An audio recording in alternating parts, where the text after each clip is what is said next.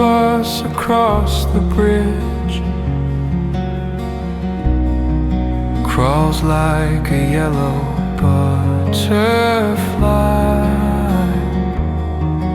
and here and there a passerby shows like a little restless midge.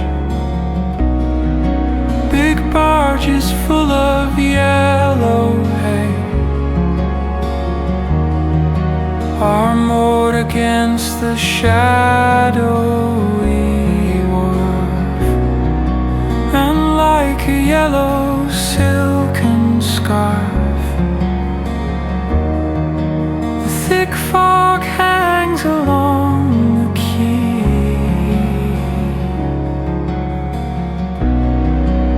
The yellow leaves begin to fade and flutter from the temple elms, and at my feet the pale green Thames lies like a rod of rippled jade.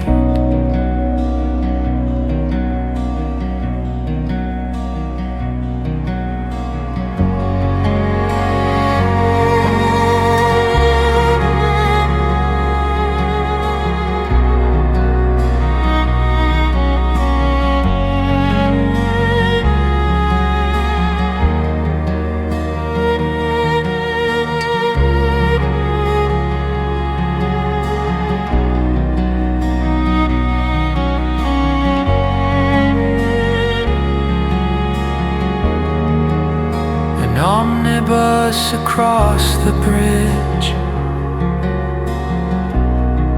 crawls like a yellow butterfly, and here and there a passerby shows like a little restless midge.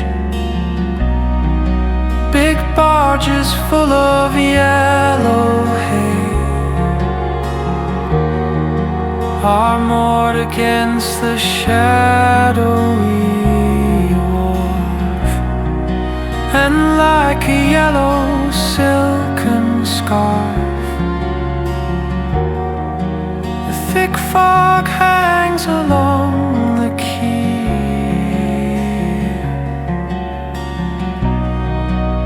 The yellow leaves begin to fade and flutter from the temple elms, and at my feet the pale green Thames lies like a rod of rippled jade.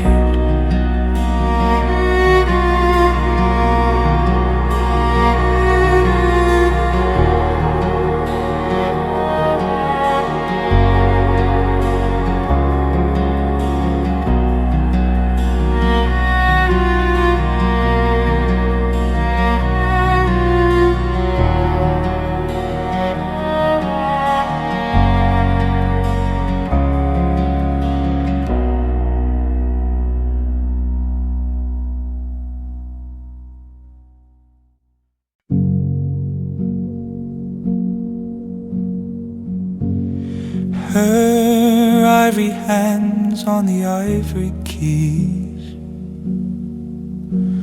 straight in a fitful fantasy, like the silver gleam when the poplar trees rustle their pale leaves listlessly, or the drifting foam of a restless sea, when the waves show their teeth in the flying breeze.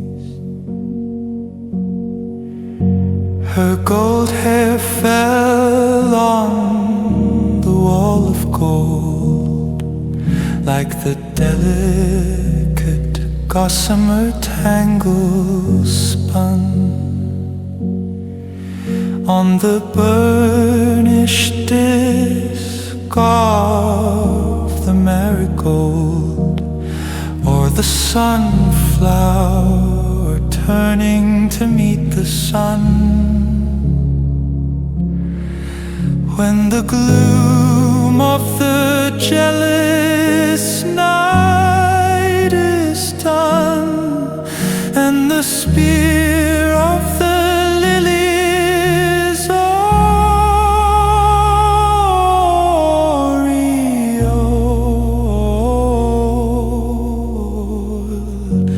and her sweet red lips on these lips of mine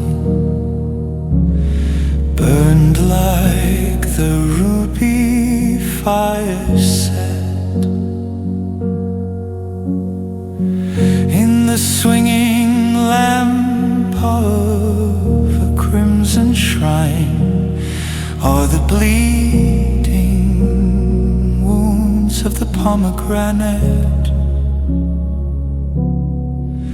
or the heart of the lotus drenched and wet with the spilt out blood of the rose red wine.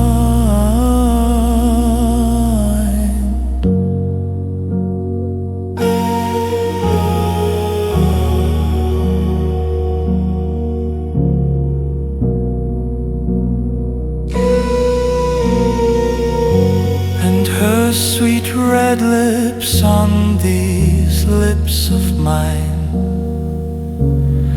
burned like the ruby fire set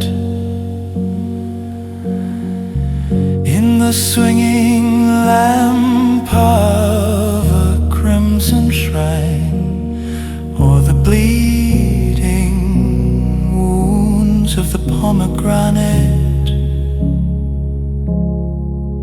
or the heart of the lotus drenched and wet with the spilt out blood of the rose red wine.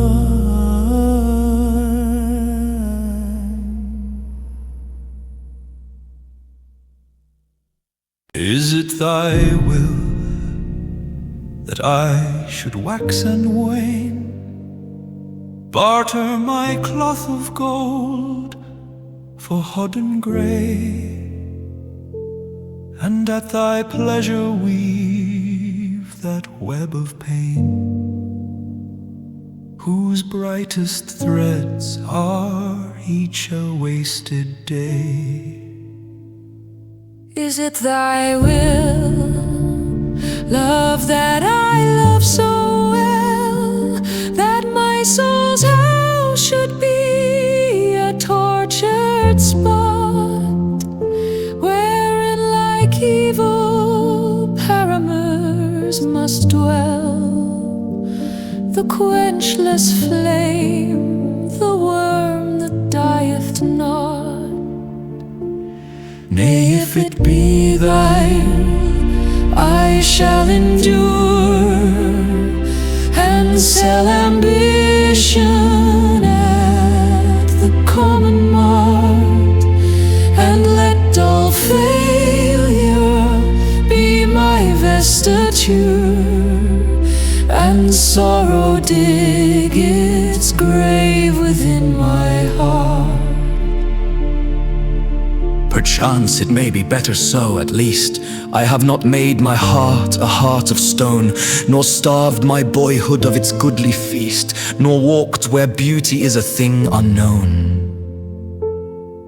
Many a man hath done so, sought to fence in straitened bonds the soul that should be free, trodden the dusty road of common sense, while all the forest sang of liberty.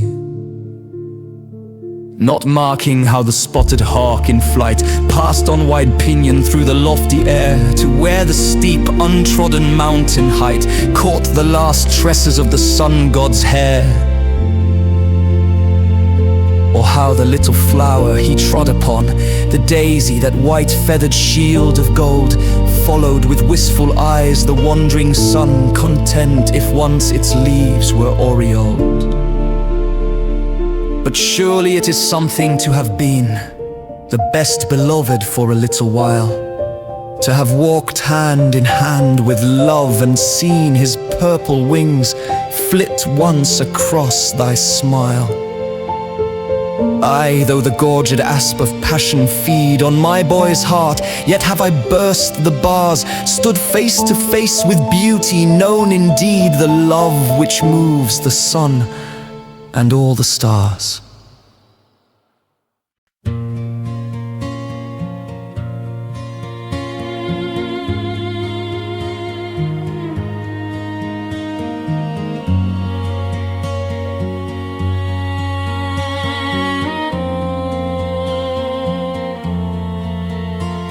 Sweet, I blame you not, for mine the fault was, had I not been made of common clay. I had climbed the higher heights unclimbed yet, seen the fuller air, the larger day. From the wildness of my wasted passion, I had struck a better, clearer song, lit some lighter, freer freedom, battled with some hydra-headed wrong. Had my lips been smitten into music by the kisses that but made them bleed, you had walked with Bice and the angels on that verdant enamel mere. I had trod the road which Dante, treading, saw the suns of seven circles shine. Perchance had seen the heavens opening as they opened to the Florentine, and the mighty nations would have crowned me, who am crownless now and without name. And some Orient dawn had found me kneeling on the threshold of the house of fame. I had sat within that marble circle where the oldest bard is as the young, and the pipe is ever dropping honey, and the lyre's strings are ever strung. Keats had lifted up his hymeneal curls from out the poppy-seeded wine. With ambrosial mouth it kissed my forehead, clasped the hand of noble love in mine. And at springtide, when the apple blossoms brush the burnished bosom of the dove, two young lovers lying in an orchard would have read the story of our love, would have read the legend of my passion, known the bitter secret of my heart, kissed as we have kissed but never parted, as we two are fated now to part. For the crimson flower of our life is eaten by the cankerworm of truth, and no hand can gather up the fallen withered petals of the rose of youth. Yet I am not sorry that I loved you. Ah, what else had I, a boy, to do? For the hungry teeth of time devour, and the silent-footed years pursue. Rudderless we drift athwart a tempest, and when once the storm of youth is past, without lyre, without lute or chorus, Death, the silent pilot, comes at last. And within the grave there is no pleasure, for the blind worm battens on the root, and desire shudders into ashes, and the tree of passion bears no fruit. Ah, what else had I to do but love you? God's own mother was less dear to me, and less dear the Cytherean, rising like an argent lily from the sea.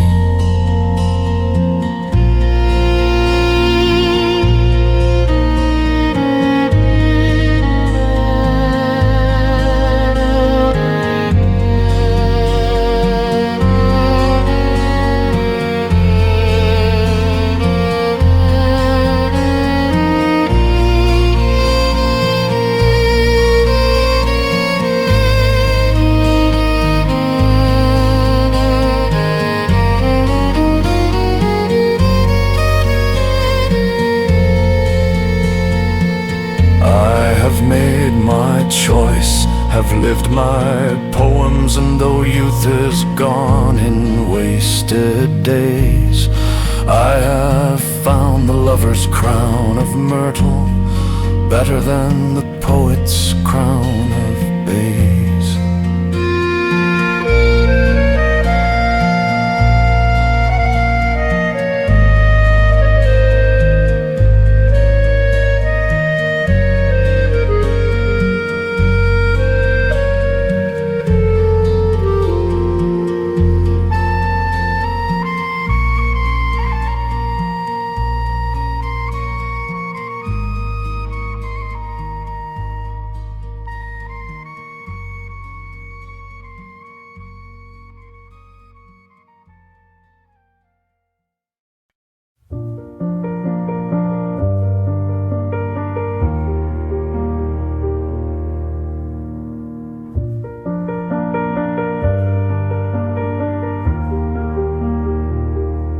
As oftentimes the too resplendent sun hurries the pallid and reluctant moon back to her sombre cave, as she hath won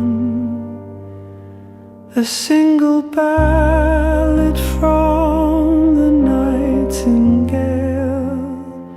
So doth thy beauty make my lips to fail, and all my sweetest singing out of tune.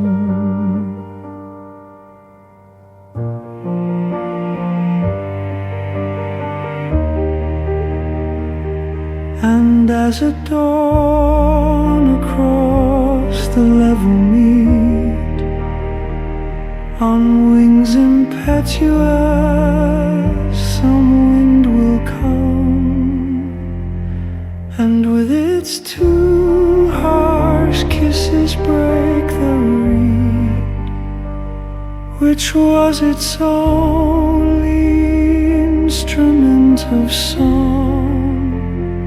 So my two stormy passions work me wrong, and for excess of love my love is dumb.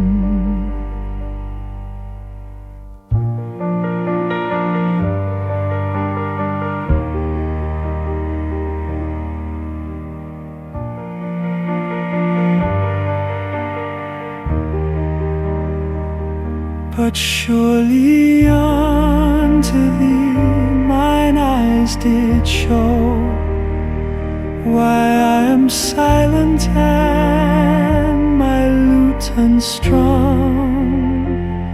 Else it were better we should part and go, thou to some lips of sweeter melody, and I to nurse the barren memory of these kisses and songs never sung.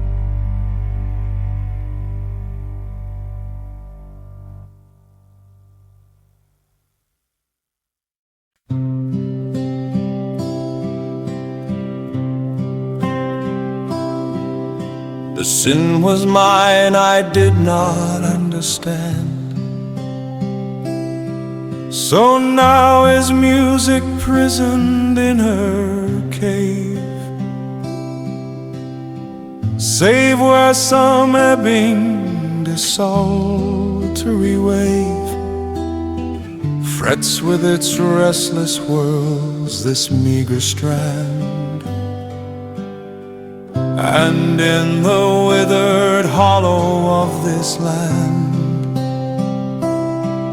hath summer dug herself so deep a grave that hardly can the leaden willow crave one silver blossom from keen winter's hand. But who is this who cometh by the shore? Nay, love, look up and wonder. Who is this who cometh in dyed garments from the south? It is thy new-found Lord, and he shall kiss the yet unravished roses of thy mouth, and I shall weep and worship as before.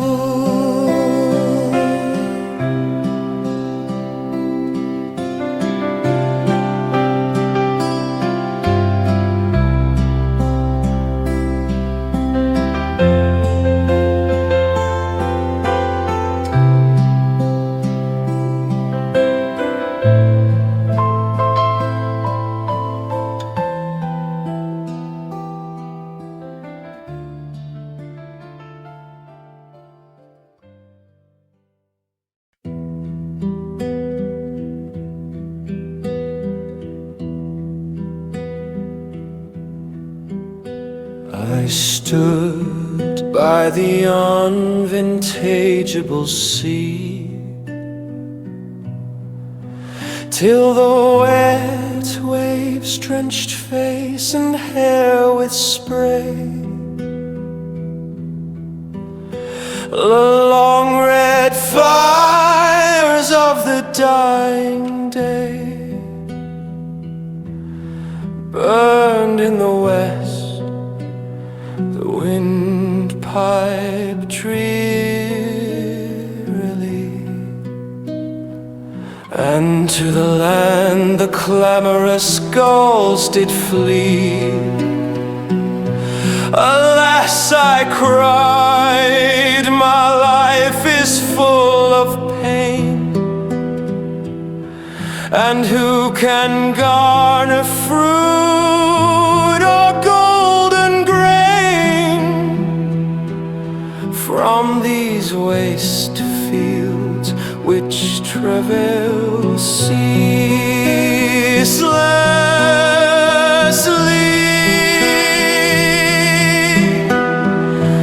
My netscaped wide with many a break and flaw, nathless I threw them as my final cast into the sea, and waited for the end, when lo, a sudden glory, and I saw the argent splendor of white limbs ascend, and in that joy forgot my tortured past.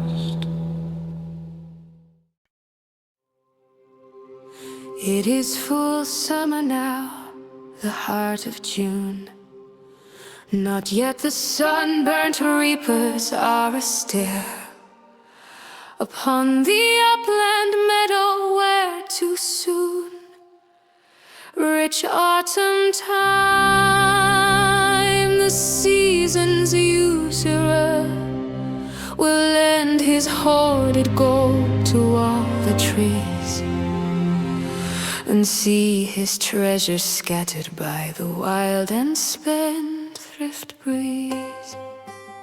Too soon indeed, yet hear the daffodil, love, love, child of the spring, has lingered on to vex the rose with jealousy, and still the harebell spreads her azure pavilion, and like a strayed and wandering reveler, abandoned of its brothers, whom long since June's messenger, the missel thrush has frighted from the glade. One pale narcissus loiters fearfully close to a shadowy nook, where half afraid of their own loveliness, some violets lie that will not look the gold sun in the face. For fear of too much splendor, our methinks it is a place which should be trodden by Persephone. When wearied of the flowerless fields of Dis, or danced on by the lads of Arcady, the hidden secret of eternal bliss, known to the Grecian, here a man might find. Ah, you and I may find it now, if love and sleep be kind. There are the flowers which mourning Heracles strewed on the tomb of Hylas Columbine. Its white doves all aflutter where the breeze kissed them too harshly. The small celandine, that yellow-kirtled chorister of Eve, and lilac lady smock, but let them bloom alone and leave. Yon spired hollyhock, red crooked head, to sway its silent chimes, else must the bee its little Beringer go seek instead some other pleasance, the anemone that weeps at daybreak like a silly girl, before her love and hardly lets the butterflies unfurl their painted wings beside a bidded pine. In pale virginity, the winter snow will suit it better than those lips of thine, whose fires would but scorch it. Rather go and pluck that amorous flower which blooms alone, fed by the panda wind with dust of kisses, not its own.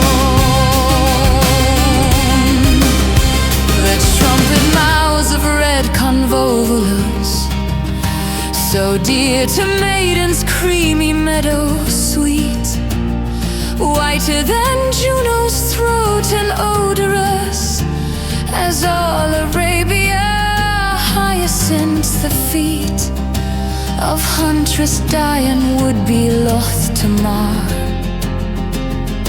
For any dappled fawn, pluck these and those fond flowers which are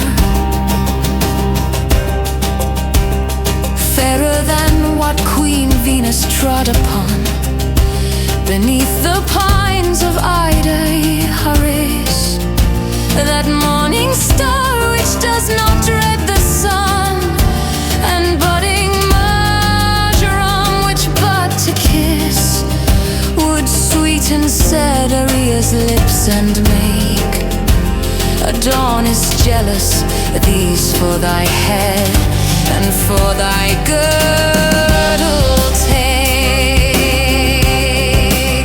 The uncurving spray of purple clematis, whose gorgeous dye outflames the Tyrian king, and foxgloves with their nodding chalices, but that one narcissus which the startled spring let from her kirtle fall when first she heard in her own woods the wild tempestuous song of summer's bird. I'll leave it for a subtle memory of those sweet tremulous days of rain and sun, when April laughed between her tears to see the early primrose with shy footsteps run from the gnarled oak tree roots till all the world, spite of its brown and trampled leaves, grew bright with shimmering gold. Nay, pluck it too, it is not half so sweet as thou thyself, my soul's idolatry. And when thou art wearied at thy feet, shall oxlips weave their brightest tapestry. For thee the woodbine shall forget its pride, and veil its tangled halls, and thou shalt walk on daisies pied. And I will cut a reed by yonder spring, and make the wood gods jealous, and old Pan wonder what young intruder dares to sing in these still haunts where never foot of man should tread at evening, lest he chance to spy the marble limbs of Artemis and all her company. And I will tell thee why the jacinth wears such dread embroidery of dolorous moan, and why the hapless nightingale forbears to sing her song at noon, but weeps alone when the fleet swallow sleeps and rich men feast, and why the laurel trembles when she sees the lightning east. And I will sing how sad Proserpina unto a grave and gloomy lord was wed, and lure the silver-breasted Helena back from the lotus meadows of the dead.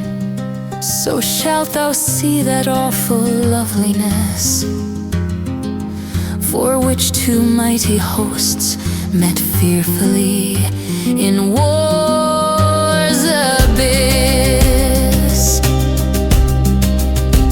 And then I'll pipe to thee that Grecian tale, how Cynthia loves the lad Endymion, and hidden in a grey and misty veil, hies to the cliffs of Latmos once the sun leaps from his ocean bed in fruitless chase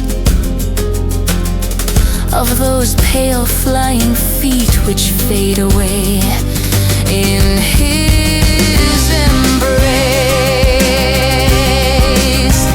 And if my flute can breathe sweet melody, we may behold her face who long ago dwelt among men by the Aegean Sea.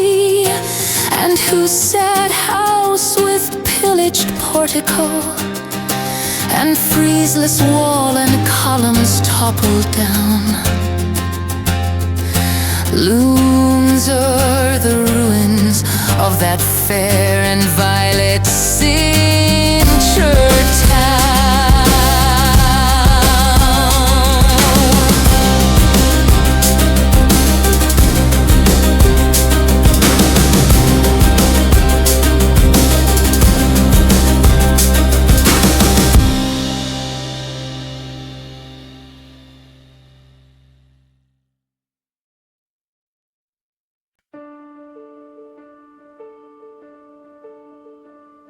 Spirit of beauty, tarry still a while.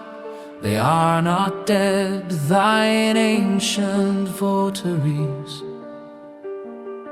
Some few there are to whom thy radiant smile is better than 1,000 victories. Though all the nobly slain of Waterloo rise up in wrath against them, tarry still, there are a few who for thy sake would give their manlyhood and consecrate their being. I at least have done so. I made thy lips my daily food, and in thy temples found a goodlier feast than the starved age can give me, spite of all its newfound creed, so sceptical and so dogmatical. Hear not Cephissus, not Ilyssus flows. The woods of white Colonos are not here. On our bleak hills the olive never blows. No simple priest conducts his lowing steer up the steep marble way, nor through the town do laughing maidens better thee the crocus flowered gown. Yet tarry for the boy who loved thee best, whose very name should be a memory, to make thee linger, sleeps in silent rest beneath the Roman walls, and melody still mourns her sweetest lyre, and none can play the lute of Adonis with his lips song passed away. Nay, when Keats died, the muses still had left one silver voice to sing his threnody. But too soon of it we were bereft, when on that river night and stormy sea Panthea claimed her singer as her own, and slew the mouth that praised her, since which time we walk alone.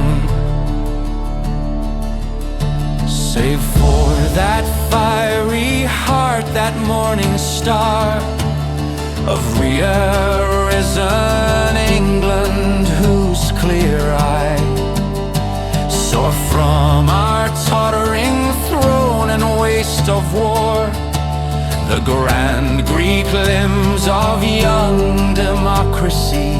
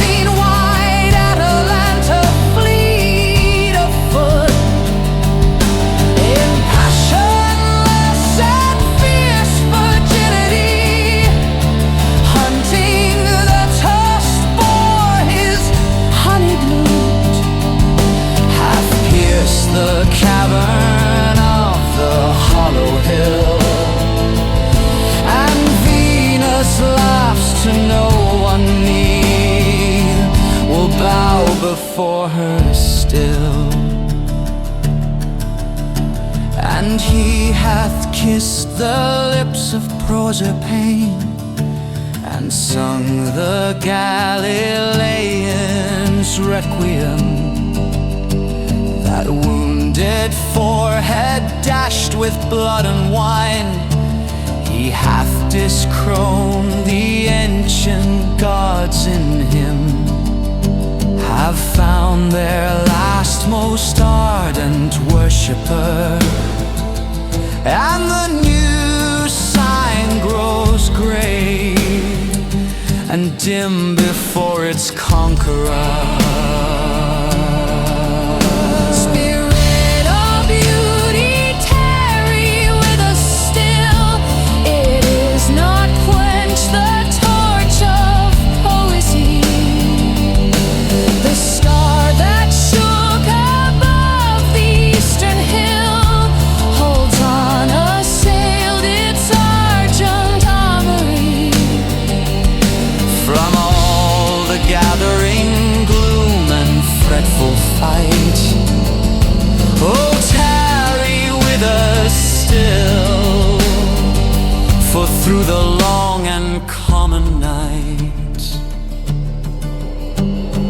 Morris, our sweet and simple Chaucer's child, dear heritor of Spenser's tuneful reed, with soft and sylvan pipe has oft beguiled the weary soul of man in troublous need. And from the far and flowerless fields of ice has brought fair flowers to make an earthly paradise. We know them all, Gudrun, the strong men's bride, as Log and Olaf's son, we know them all.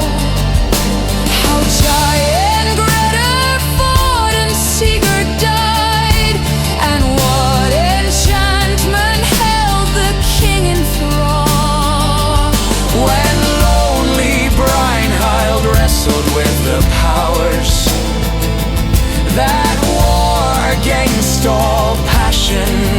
Ah, how oft through summer hours, long listless summer hours, when the noon, being enamored of a damask rose, forgets to journey westward till the moon, the pale usurper of its tribute grows. From a thin sickle to a silver shield, and chides its loitering car, how oft in some cool grassy field, far from the cricket ground and noisy age, at Bagley where the rustling bluebells come, almost before the blackbird finds a mate, and overstay the swallow and the hum of many murmuring bees flits through the leaves. Have I lain poring on the dreamy tales his fancy weaves, and through their unreal woes and mimic pain wept for myself, and so was purified, and in their simple mirth grew glad again. For as I sailed upon that pictured tide, the strength and splendor of the storm was mine. Without the storm's red ruin, for the singer is divine. The little laugh of water falling down is not so musical. The clammy gold, close holded in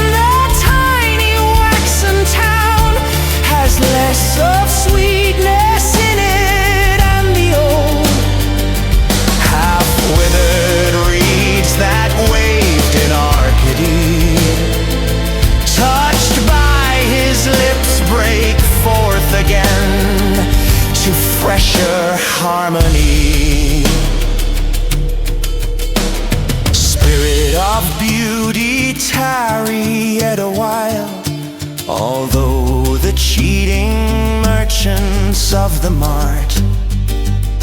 With iron roads profane our lovely isle, and break on whirling wheels the limbs of art.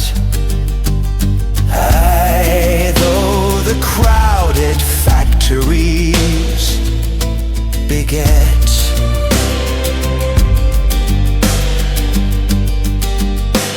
the blind worm ignorance that slays the soul. Oh, tarry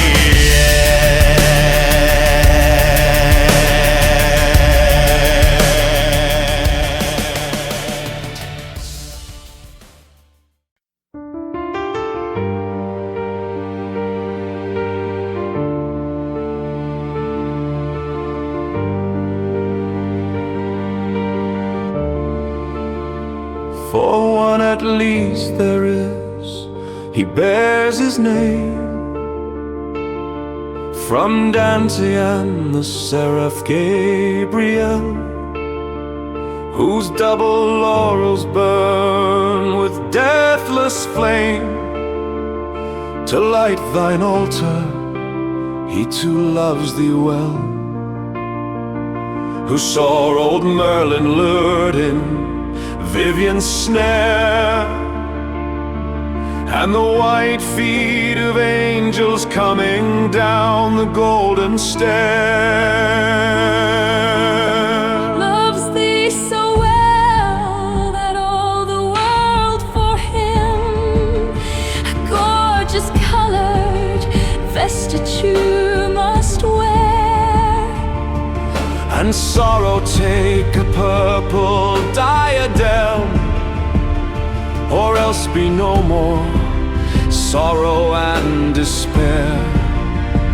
gild its own thorns and pain like a dawn beam. Even in anguish beautiful, such is the empery.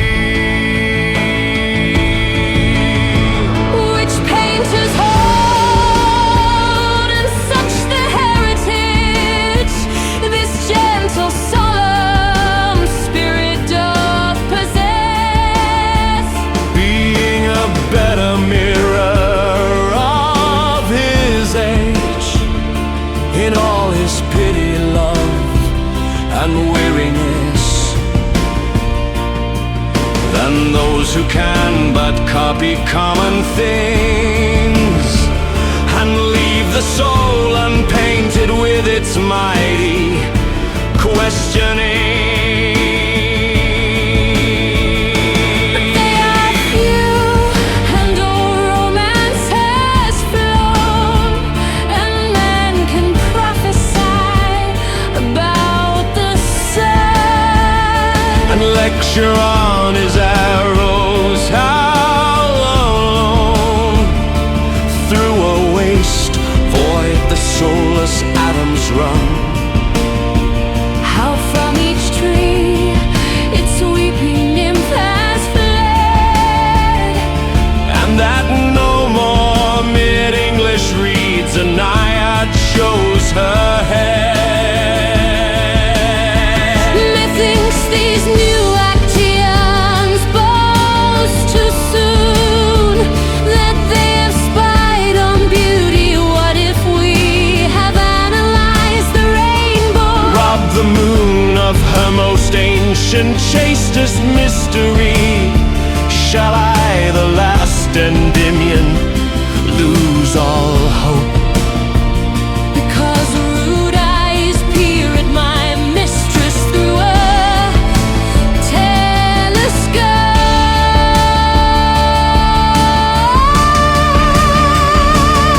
What profit if this scientific age bursts through our gates with all its retinue? Of modern miracles,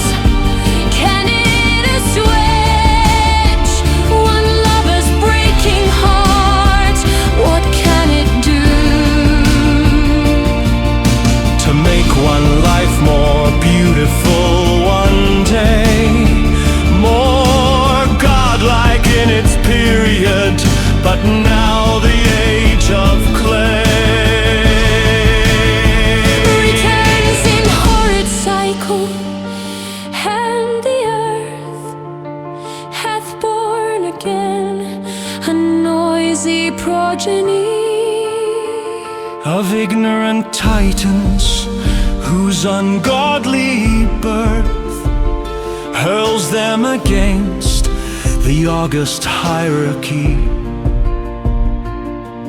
which sat upon Olympus to the dust. They have appealed, and to that barren arbiter they must prepare for judgment. Let them, if they can, from natural warfare and insensate chance, create the new ideal rule for man. Methinks that was not my inheritance, for I was nurtured otherwise. My soul passes from higher heights of life to a more supreme goal. oh, while we spake, the earth did turn away her visage from the god, and Hecata's bow Rose silver laden till the jealous day blew all its torches out. I did not note the waning hours, too young Endymions. Time's palsied fingers count in vain his rosary of sun. Mark how the yellow iris warily leans back its throat as though it would be kissed by its false chamberer, the dragonfly, Who, like a blue vein on a girl's white wrist, sleeps on that snowy primrose of the night, which gins to flush with crimson shame and die beneath the light. come let us go against the pallid shield of the one sky the almond blossoms gleam. The corncrake nested in the unmown field answers its mate across the misty stream. On fitful wing, the startled curlews fly, and in his sedgy bed the lark, for joy that day is nigh, Scatters the pearl dew from off the grass in tremulous ecstasy to greet the sun. who soon in gilded panoply will pass Forth from yon orange curtained pavilion, hung in the burning east, see the red rim o'ertops the expectant hills. It is the god for love of him.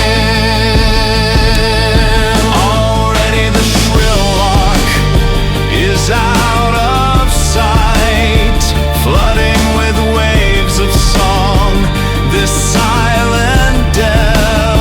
Ah, there is something more in that bird's flight Than could be tested in a crucible.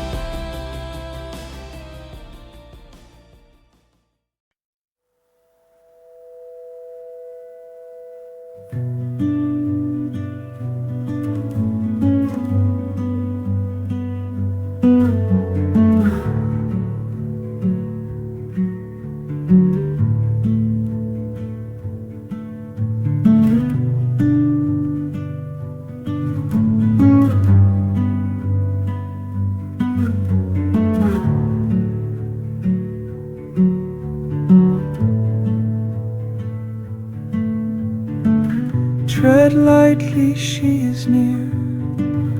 Under the snow, speak gently, she can hear the daisies grow. All her bright golden hair tarnished with rust, she that was young and fair, fallen to dust.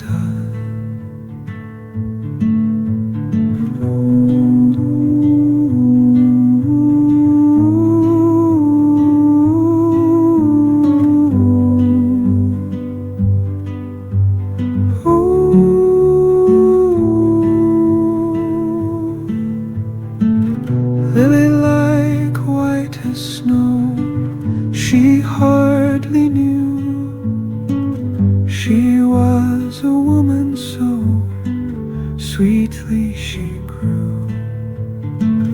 Coffin board, heavy stone, lie on her breast. I vex my heart alone, she is at rest.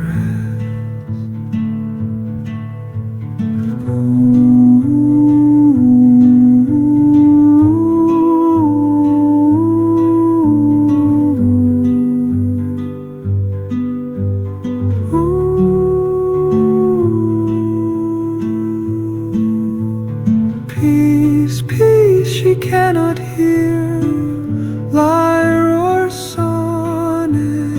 All my life's buried here, heap earth upon it.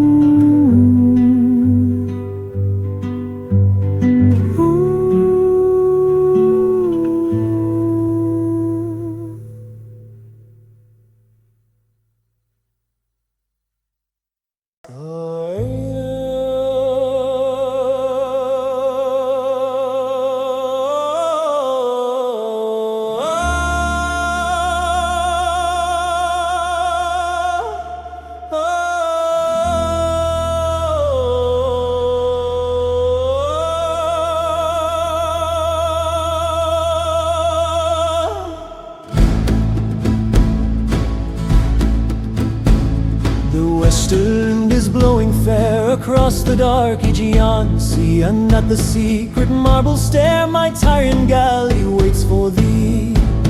Come down, the purple sail is spread, the watchman sleeps within the town. Oh, leave thy lily-flowered bed, oh lady mine, come down, come down. She will not come, I know her well, of lover's vow she hath no care, and little good a man can tell of one so cruel and so fair. True love is but a woman's toy, they never know the lover's pain, and I who loved as loves a boy must love in vain, must love in vain. Oh noble pilot, tell me true, is that the sheen of golden hair, or is it but the tangled dew that binds the passion flowers there? Good sailor, come and tell me now, is that my lady's lily hand, or is it but the gleaming prow, or is it but the silver sand? No.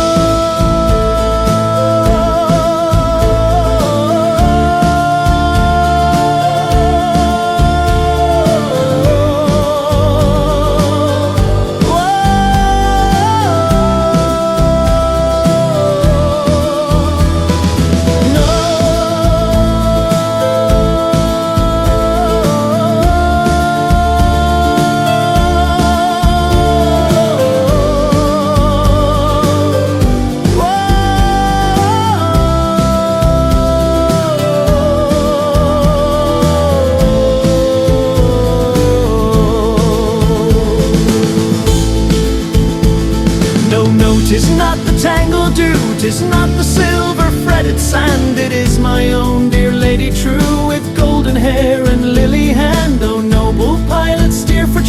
good sailor, ply the labouring oar. This is the Queen of life and joy, whom we must bear from Grecian shore. The waning sky grows faint and blue, it wants an hour still of day. Aboard, aboard, my gallant crew, O lady mine, away, away. O noble pilot, steer for Troy, good sailor, ply the labouring oar. O loved as only loves a boy, O love forever, evermore.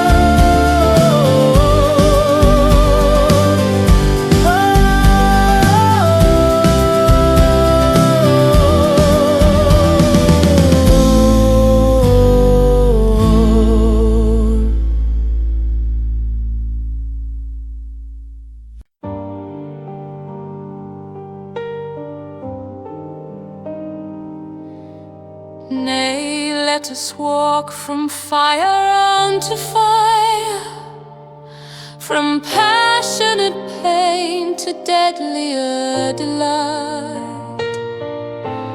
I am too young to live without desire, too young art thou to waste this summer night, asking those idle questions which of old man sought of seer and oracle, and no reply was told. For sweet to feel is better than to know, and wisdom is a childless heritage. One pulse of passion, youth's first fiery glow, are worth the hoarded proverbs of the sage. Vex not thy soul with dead philosophy. Have we not lips to kiss, with hearts to love, and eyes to see?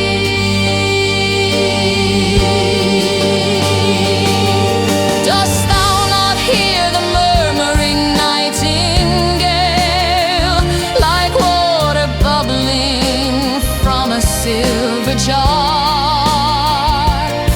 So soft she sings, the envious moon is pale, that high in heaven she is hung so far. She cannot hear that love enraptured tune. Mark how she reads each horn with mist yon late and labouring moon.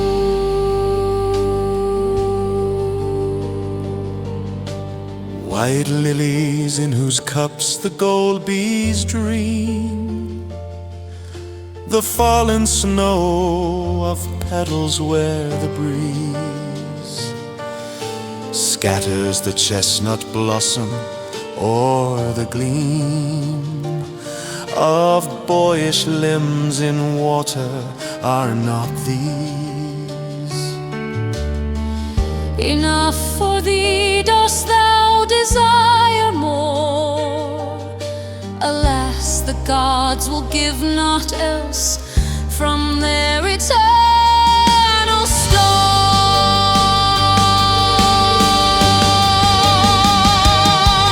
For our high gods have sick and wearied grown of all our endless sins, our vain endeavor. For wasted days of youth to make atone, by pain or prayer or priest, and never, never hearken they now to either good or ill, but set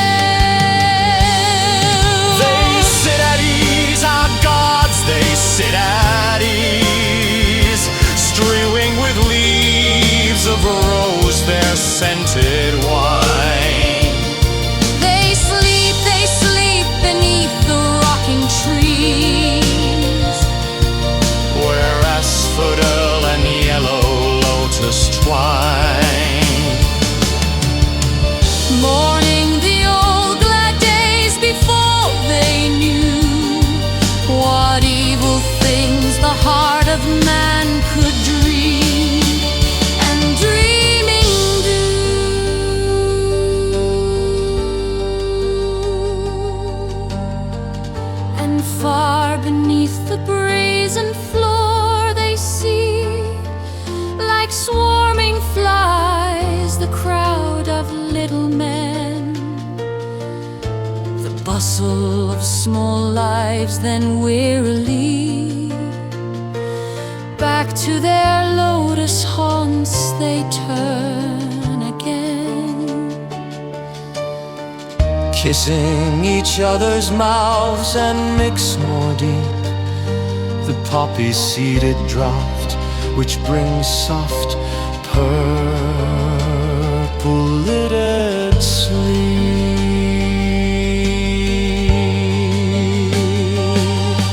There all day long the golden vestured sun, their torchbearer stands with his torch ablaze. And when the gaudy web of noon is spun by its 12 maidens through the crimson haze, Fresh from Endymion's arms comes forth the moon, and the immortal gods in toils of mortal passion swoon.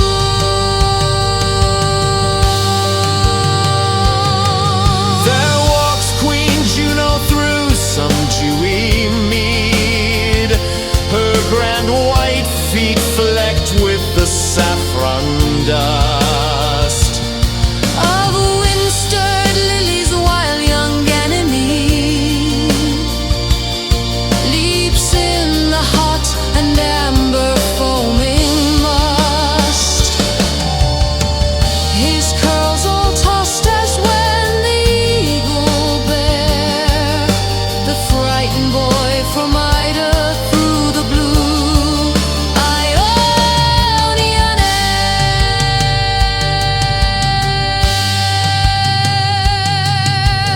There in the green heart of some garden close, Queen Venus with the shepherd at her side. Her warm, soft body like the briar rose, which would be white yet blushes at its pride. Laughs low for love till jealous Salmacis peers through the myrtle leaves and sighs for pain of lonely bliss.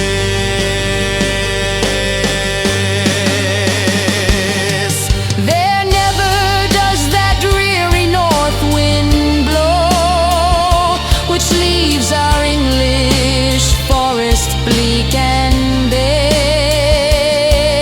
nor ever falls the swift white feathered snow, nor doth the red-toothed lightning ever dare to wake them in the silver-fretted night, when we lie weeping for some sweet sad sin, Some dead delight. Alas, they know the far Lethen spring, the violet hidden waters well they know. Where one whose feet with tired wandering are faint and broken may take heart and go. And from those dark depths cool and crystalline, drink and draw balm and sleep for sleepless souls and anodyne. But we oppress our natures, God or fate is our enemy. Starve and feed on vain repentance, oh we are born too late. What balm for us in bruised poppy seed, Who cry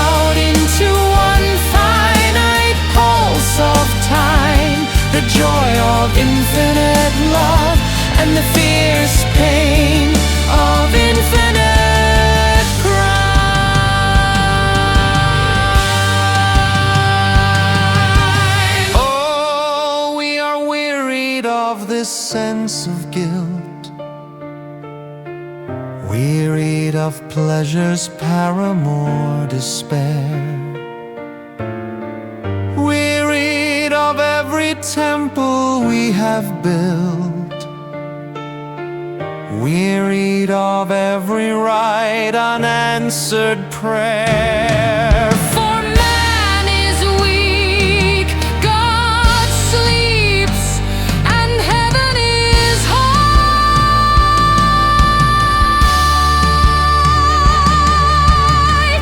One fiery colored moment, one great love, And lo, we die.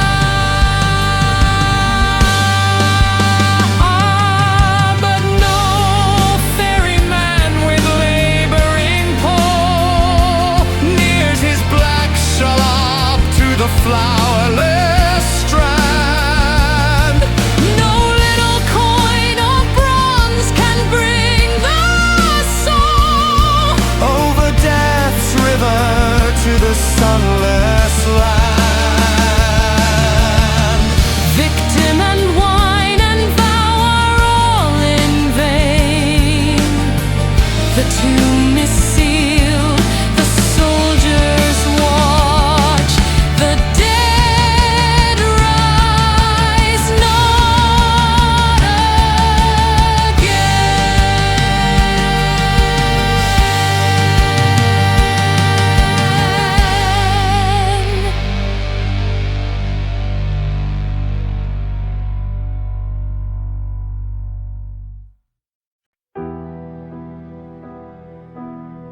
We are resolved into the supreme air. We are made one with what we touch and see. With our heart's blood each crimson sun is fair. With our young lives each spring impassioned tree flames into green. The wildest beasts that range, the more our kinsmen are, all life is one, and all is change. With beat of systole and of diastole, one grand great life throbs through earth's giant heart, and mighty waves of single being roll from nerveless germ to man, for we are part of every rock and bird and beast and hill, one with the things that prey on us, and one with what we kill.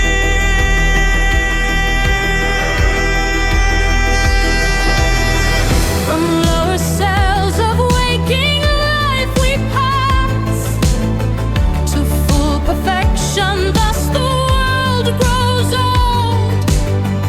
We who are godlike now were once a mass of quivering purple flecked with bars of gold. Unsentient or of joy or misery, and tossed in terrible tangles of some wild and windswept sea.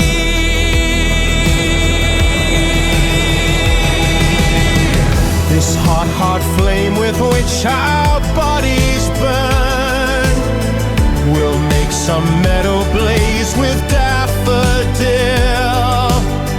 and those argent breasts of thine will turn to water lilies the brown fields men till, will be more fruitful for our love tonight. Nothing is lost in nature, all things live in death's despite.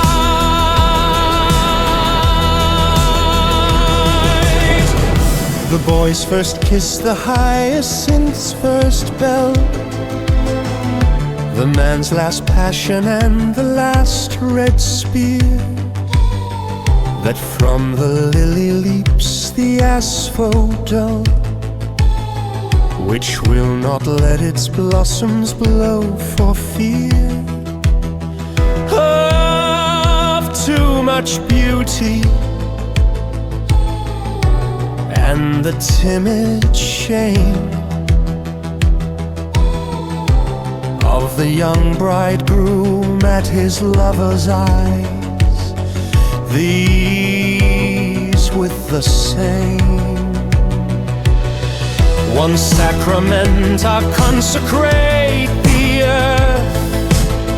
Not we alone have passion's hymeneal, the yellow buttercups that shake for mirth. At daybreak know a pleasure not less real than we do when in some fresh blossoming wood we draw the spring into our hearts and feel that life is good. So when men bury us beneath the yew, thy crimson-stained mouth a rose will be, and thy soft eyes lush bluebells dimmed with dew. And when the white narcissus wantonly kisses the wind its playmate, some faint joy will thrill our dust, and we will be again fond maiden boy.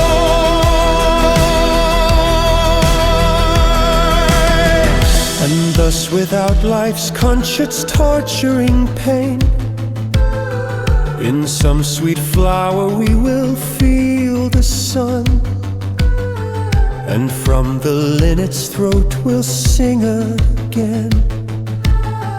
And as two gorgeous male-ed snakes will run over our graves, or as two tigers creep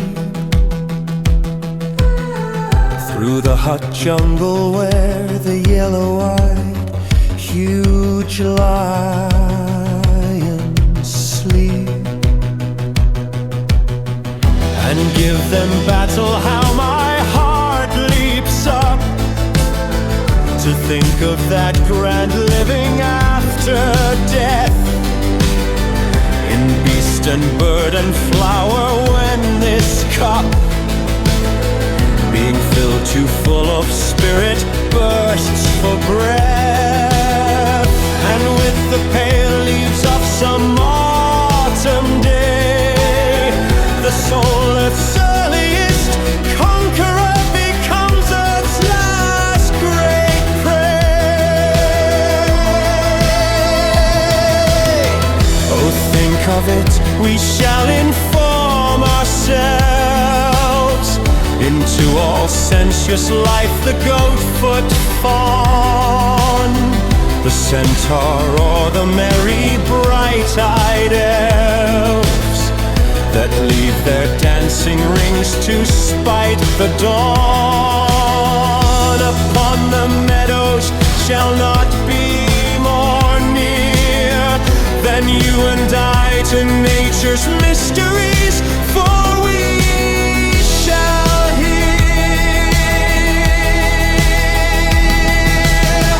the thrush's heartbeat and the daisies grow, and the one snowdrop sighing for the sun.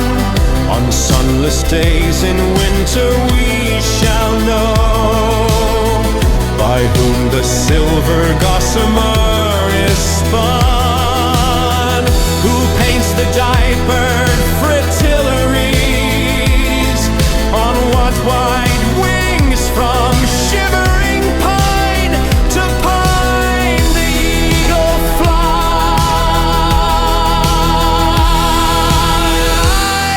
Had we never loved at all, who knows if yonder daffodil had lured the bee into its gilded womb, or any rose had hung with crimson lamps its little tree. Methinks no leaf would ever bud in spring, but for the lover's lips that kiss, the poet's lips that sing.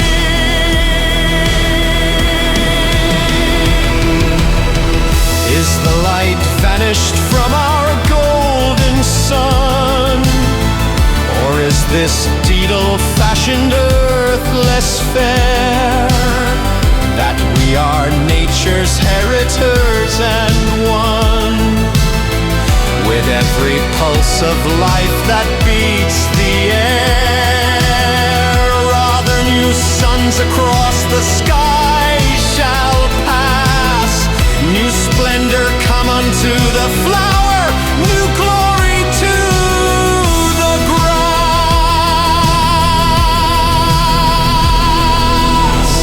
And we two lovers shall not sit afar,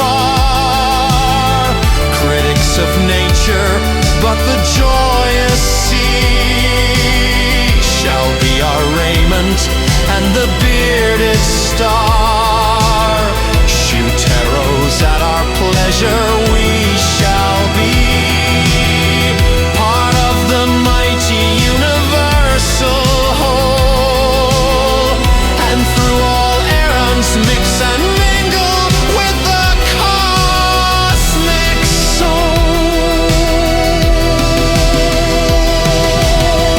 We shall be notes in that great symphony, whose cadence circles through the rhythmic spheres, and all the live world's throbbing heart shall be one with our heart. The stealthy creeping years have lost their terrors now, we shall not die. The universe itself shall be our immortality.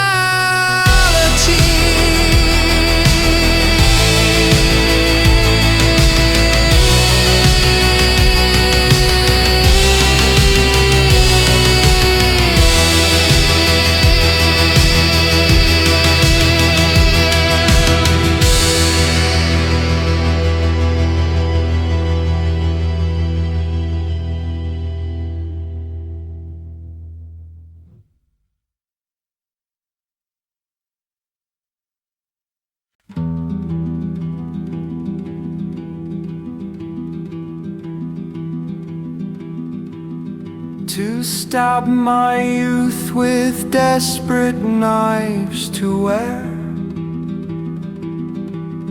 this paltry age's gaudy livery, to let each base hand filch my treasury,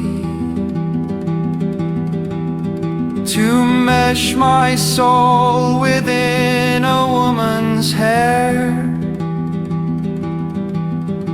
and be mere fortune's lack-eyed groom, I swear.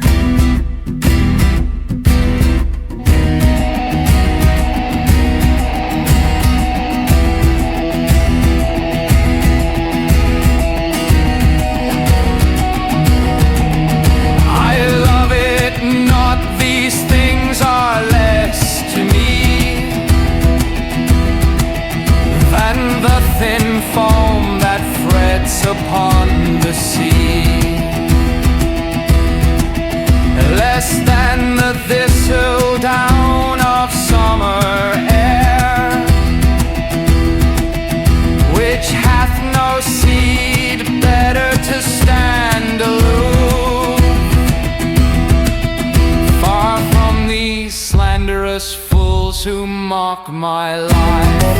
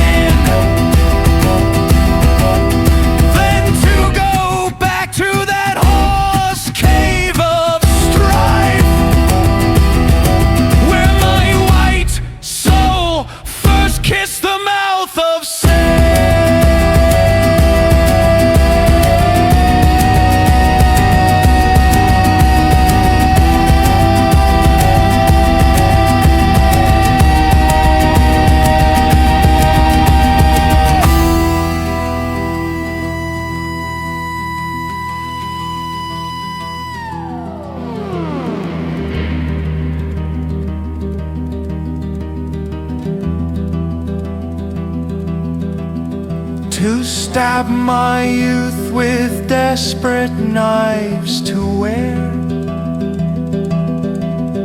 this paltry age's gaudy livery, to let each base hand filch my treasury, to mesh my soul within a woman's hair, and be mere fortune's lack-eyed groom, I swear.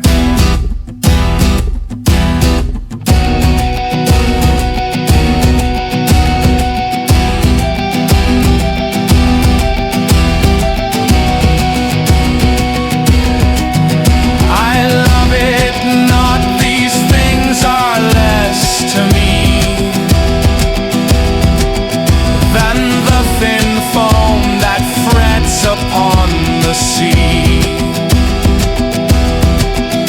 less than the thistle down of summer air,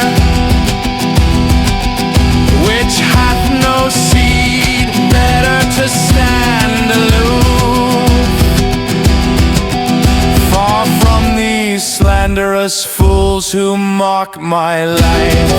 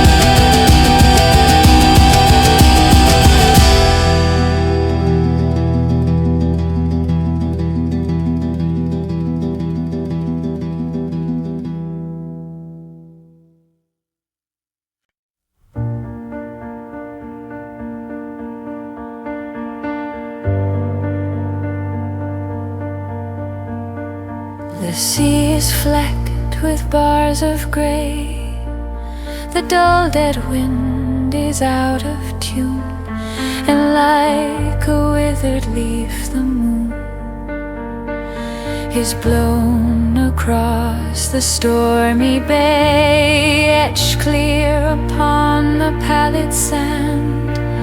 The black boat lies, a sailor boy clambers aboard in careless joy,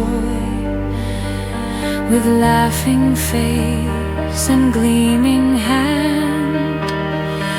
And overheard the curlew's cry, where through the dusky upland grass the young brown-throated reapers pass, like silhouettes against the sky.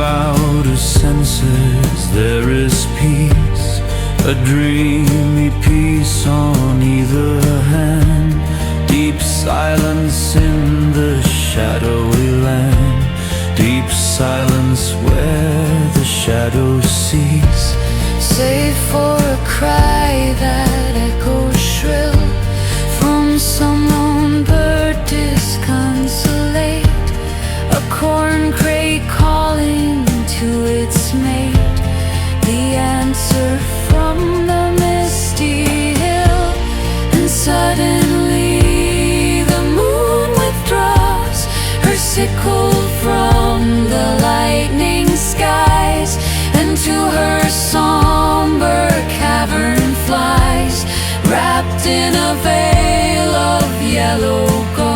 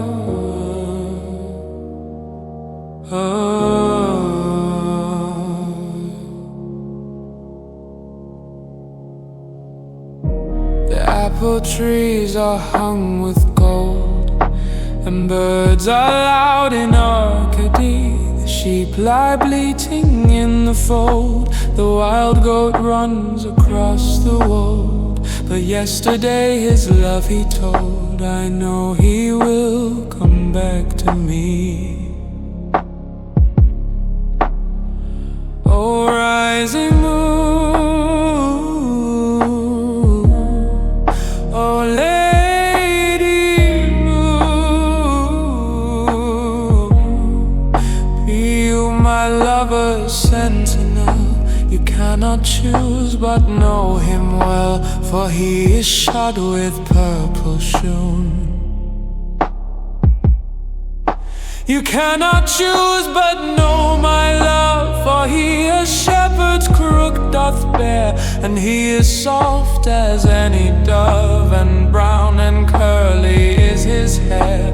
The turtle now has ceased to call upon her crimson-footed groom. The grey wolf prowls about the stall, the lily singing seneschal sleeps in the lily bell, and all the violet hills are lost in gloom. O risen moon, O holy moon, stand on the top of Hellas, and if my own true love you see, if you see the purple shoon, the hazel crook, the lad's brown hair, the goat skin wrapped about his arm, tell him that I am waiting where the rushlight glimmers in the farm.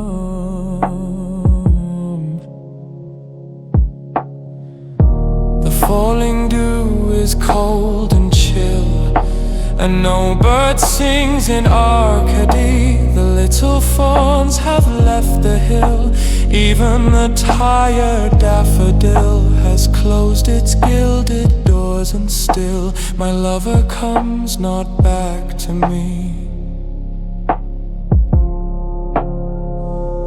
False moon,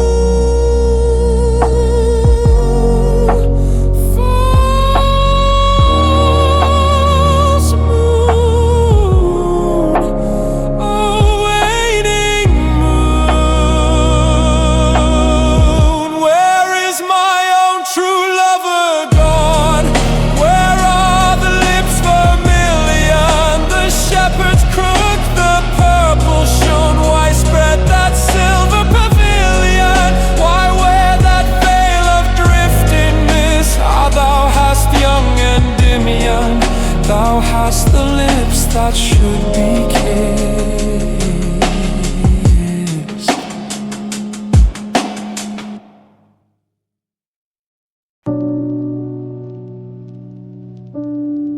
He did not wear his scarlet coat, for blood and wine are red.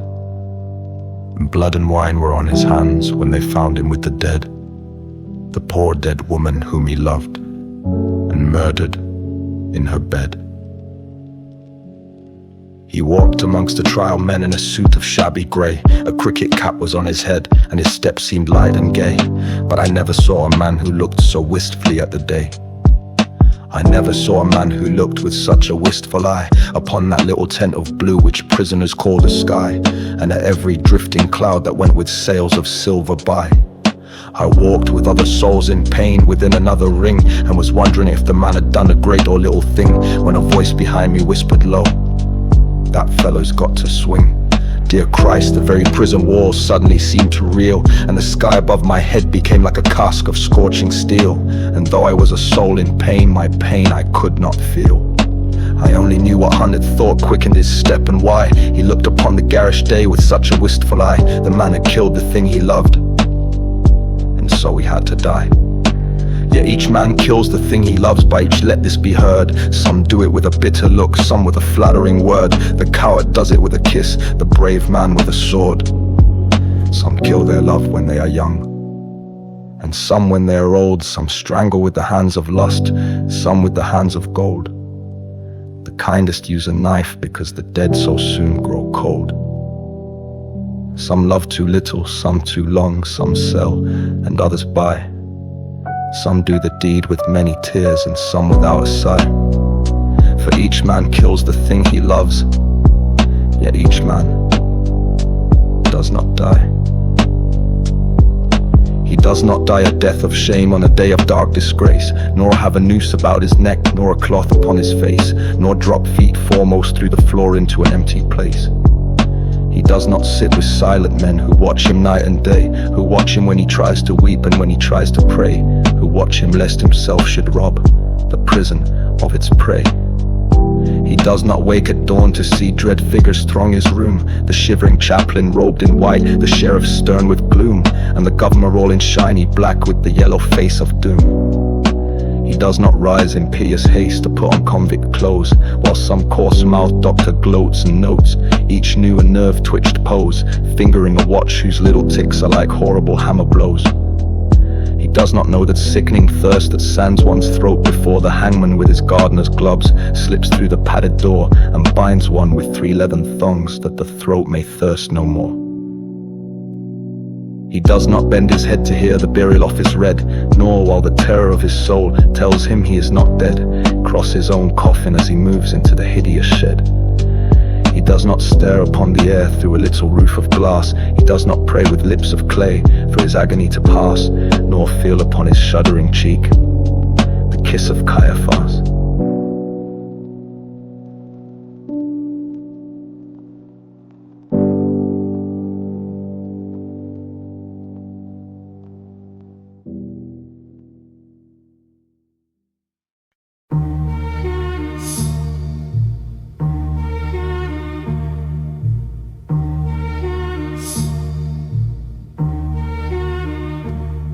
"6 weeks our guardsman walked the yard in a suit of shabby grey. His cricket cap was on his head and his step seemed light and gay. But I never saw a man who looked so wistfully at the day.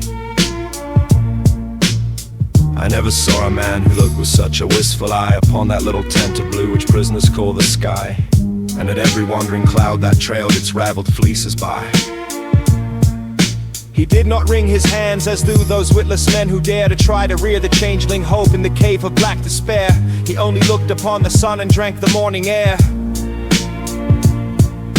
He did not wring his hands nor weep, nor did he peak or pine, but he drank the air as though it held some healthful anodyne. With open mouth he drank the sun as though it had been wine. And I and all the souls in pain who tramped the other ring forgot if we ourselves had done a great or little thing, and watched with gaze of dull amaze the man who had to swing. And strange it was to see him pass with a step so light and gay, and strange it was to see him look so wistfully at the day, and strange it was to think that he had such a debt to pay. For oak and elm have pleasant leaves that in the springtime shoot, but grim to see is the gallows tree with its adder bitten root. And green or dry, a man must die before it bears its fruit.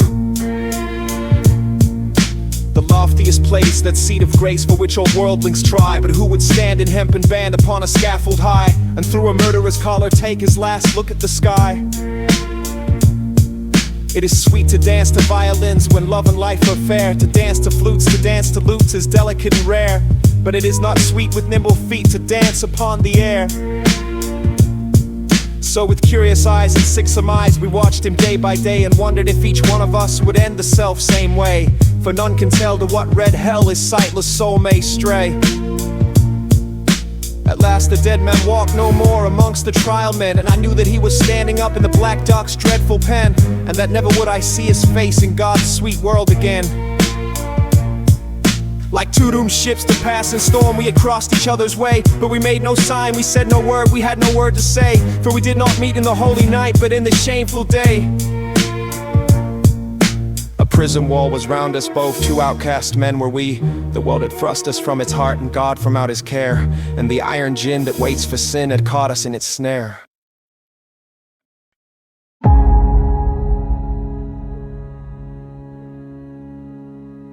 In Denner's yard the stones are hard, and the dripping wall is high.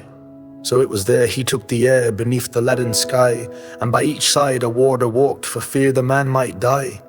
Or else he sat with those who watched his anguish night and day, who watched him when he rose to weep and when he crouched to pray, who watched him lest himself should rob their scaffold of its prey. The governor was strong upon the Regulations Act. The doctor said that death was but a scientific fact, and twice a day the chaplain called and left a little tract, and twice a day he smoked his pipe and drank his quart of beer. His soul was resolute and held no hiding place for fear. He often said that he was glad the hangman's hands were near. But why he said so strange a thing no warder dared to ask, for he to whom a watcher's doom is given as his task must set a lock upon his lips and make his face a mask. Or else he might be moved and try to comfort or console, and what should human pity do, pent up in murderer's hole? What word of grace in such a place could help a brother's soul? With slouch and swing around the ring we trod the fool's parade. We did not care, we knew we were the devil's own brigade, and shaven head and feet of lead make a merry masquerade. We tore the tarry rope to shreds with blunt and bleeding nails. We rubbed the doors and scrubbed the floors and cleaned the shining rails, and rank by rank we soaped the plank and clattered with the pails. We sewed the sacks, we broke the stones, we turned the dusty drill. We banged the tins and bawled the hymns and sweated on the mill. But in the heart of every man terror was lying still. So still it lay that every day crawled like a weed-clogged wave, and we forgot the bitter lot that waits for fool and knave, till once as we tramped in from work we passed an open grave. With yawning mouth the yellow hole gaped for a living thing. The very mud cried out for blood to the thirsty asphalt ring, and we knew that ere one dawn grew fair some prisoner had to swing. Right in we went with soul intent on death and dread and gloom. The hangman with his little bag went shuffling through the gloom, and each man trembled as he crept into his numbered tomb. That night the empty corridors were full of forms of fear, and up and down the iron town stole feet we could not hear, and through the bars that hide the stars white faces seemed to peer. He lay as one who lies and dreams in a pleasant meadowland. The watcher watched him as he slept and could not understand how one could sleep so sweet to sleep with a hangman close at hand. But there is no sleep when men must weep who never yet have wept. So we, the fool, the fraud, the knave, that endless vigil kept, and through each brain on hands of pain another's terror crept. Alas, it is a fearful thing to feel another's guilt, for right within the sword of sin pierced to its poisoned hilt, and as molten lead were the tears we shed for the blood we had not spilt. The warders with their shoes of felt crept by each padlocked door, and peeped and saw with eyes of awe grey figures on the floor, and wondered why men knelt to pray who never prayed before. All through the night we knelt and prayed, mad mourners of a corpse. The troubled plumes of midnight were the plumes upon a hearse, and bitter wine upon a sponge was the saviour of remorse. The cock crew, the red cock crew, but never came the day, and crooked shape of terror crouched in the corners where we lay, and each evil sprite that walks by night before us seemed to play. They glided past, they glided fast, like travelers through a mist. They mocked the moon in a rigadoon of delicate turn and twist, and with formal pace and loathsome grace, the phantoms kept their tryst. With mop and mow we saw them go, slim shadows hand in hand. About in ghostly route they trod a saraband, and the damn grotesques made arabesques like the wind upon the sand. With the pirouettes of marionettes they tripped on pointed tread, but with flutes of fear they filled the ears, their grisly mass they led. And loud they sang, for they sang to wake the dead. Oh ho, they cried, the world is wide, but fettered limbs go lame, and once or twice to throw the dice is a gentlemanly game, but he does not win who plays with sin in the secret house of shame. No things of air these antics were that frolicked with such glee, to men whose lives were held in gyves and whose feet might not go free. Our wounds of Christ, they were living things most terrible to see. Around they waltzed and wound, some wheeled in smirking pairs. With the mincing step of demoreps, some sidled up the stairs, and with subtle sneer and fawning leer, each helped us at our prayers.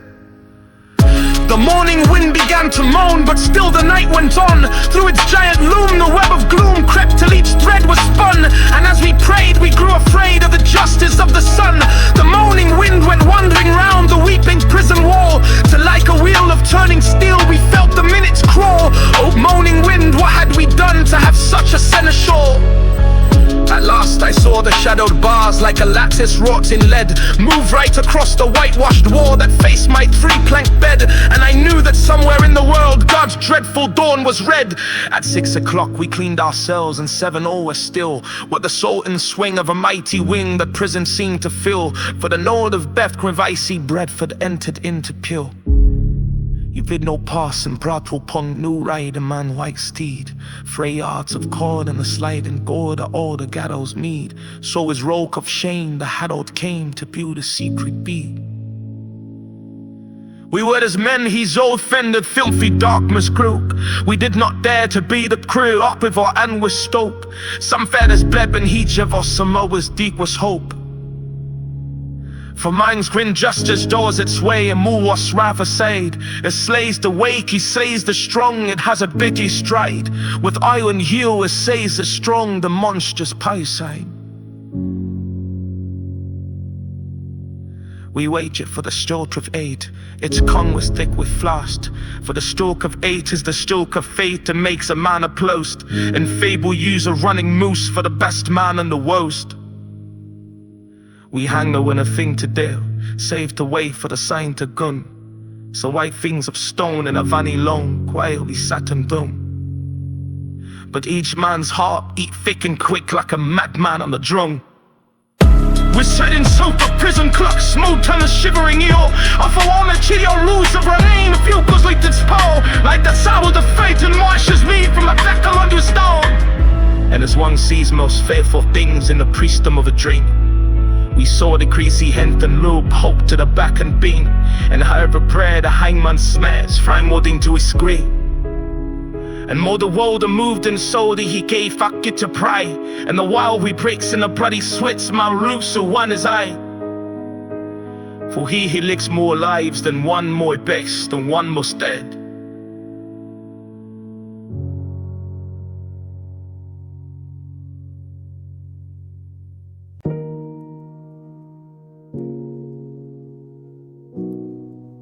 There is no chapel on the day on which they hang a man. The chaplain's heart is far too sick, or his face is far too wan, or there is that written in his eyes which none should look upon. So they kept us close till nigh on noon, and then they rang the bell, and the warders with their jingling keys opened each listening cell. And down the iron stair we tramped, each from his separate hell. Out into God's sweet air we went, but not in wonted way. For this man's face was white with fear, and that man's face was grey. And I never saw sad men who looked so wistfully at the day. I never saw sad men who looked with such a wistful eye upon that little tent of blue we prisoners called the sky, and at every careless cloud that passed in happy freedom by. But there were those amongst us all who walked with downcast head, and knew that had each got his due they should have died instead. He had but killed a thing that lived, whilst they had killed the dead. For he who sins a second time wakes a dead soul to pain, and draws it from its spotted shroud and makes it bleed again, and makes it bleed great gouts of blood, and makes it bleed in vain. Like ape or clown in monstrous garb with crooked arrows starred, silently we went round and round the slippery asphalt yard. Silently we went round and no man spoke a word. Silently we went round, and through each hollow mind the memory of dreadful things rushed like a dreadful wind, and horror stalked before each man and terror crept behind. The warders strutted up and down and kept their herd of brutes. The uniforms were spick and span and they wore their Sunday suits, but we knew the work they had been at by the quicklime on their boots. For where a grave had opened wide, there was no grave at all, only a stretch of mud and sand by the hideous prison wall, and a little heap of burning lime that the man should have his paw. For he has a paw, this wretched man, such as few men can claim. Deep down below a prison yard, naked for greater shame, he lies with fetters on each foot, wrapped in a sheet of flame. And all the while the burning lime eats flesh and bone away. It eats the brittle bone by night and the soft flesh by the day. It eats the flesh and bones by turns, but it eats the heart alway. For 3 long years they will not sow or root or seedling there. For 3 long years the unblessed spot will stare, albeit bare, and look upon the wandering sky with unreproachful stare. They think a murderer's heart would taint each simple seed they sow. It is not true, God's kindly earth is kindlier than men know. And the red rose would but blow more red, the white rose whiter blow. Out of his mouth a red, red rose, out of his heart a white. For who can say by what strange way Christ brings his will to light, since the barren staff the pilgrim bore bloomed in the great Pope's sight. But neither milk-white rose nor red may bloom in prison air. The shard, the pebble and the flint are what they give us there, for flowers have been known to heal a common man's despair. So never will wine red rose or white petal by petal fall on that stretch of mud and sand that lies by the hideous prison wall, to tell the men who tramp the yard that God's Son died for all. Yet though the hideous prison wall still hems him round and round, and a spirit man not walk by night that is with fetters bound, and a spirit may not weep that lies in such unholy ground. He is at peace, this wretched man at peace, or will be soon. There is no thing to make him mad, nor does terror walk at noon. For the lampless earth in which he lies has neither sun nor moon. They hanged him as a beast is hanged, they did not even toll a requiem that might have brought rest to his startled soul. But hurriedly they took him out and hid him in a hole. They stripped him of his canvas clothes and gave him to the flies. They mocked the swollen purple throat and the stark and staring eyes, and with laughter loud they heaped the shroud in which their convict lies. The chaplain would not kneel to pray by his dishonored grave, nor mark it with that blessed cross that Christ for sinners gave, because the man was one of those whom Christ came down to save. Yet all is well, he has but passed to life's appointed bourne, and alien tears will fill for him pity's long broken urn. For his mourner will be outcast men, and outcasts always mourn.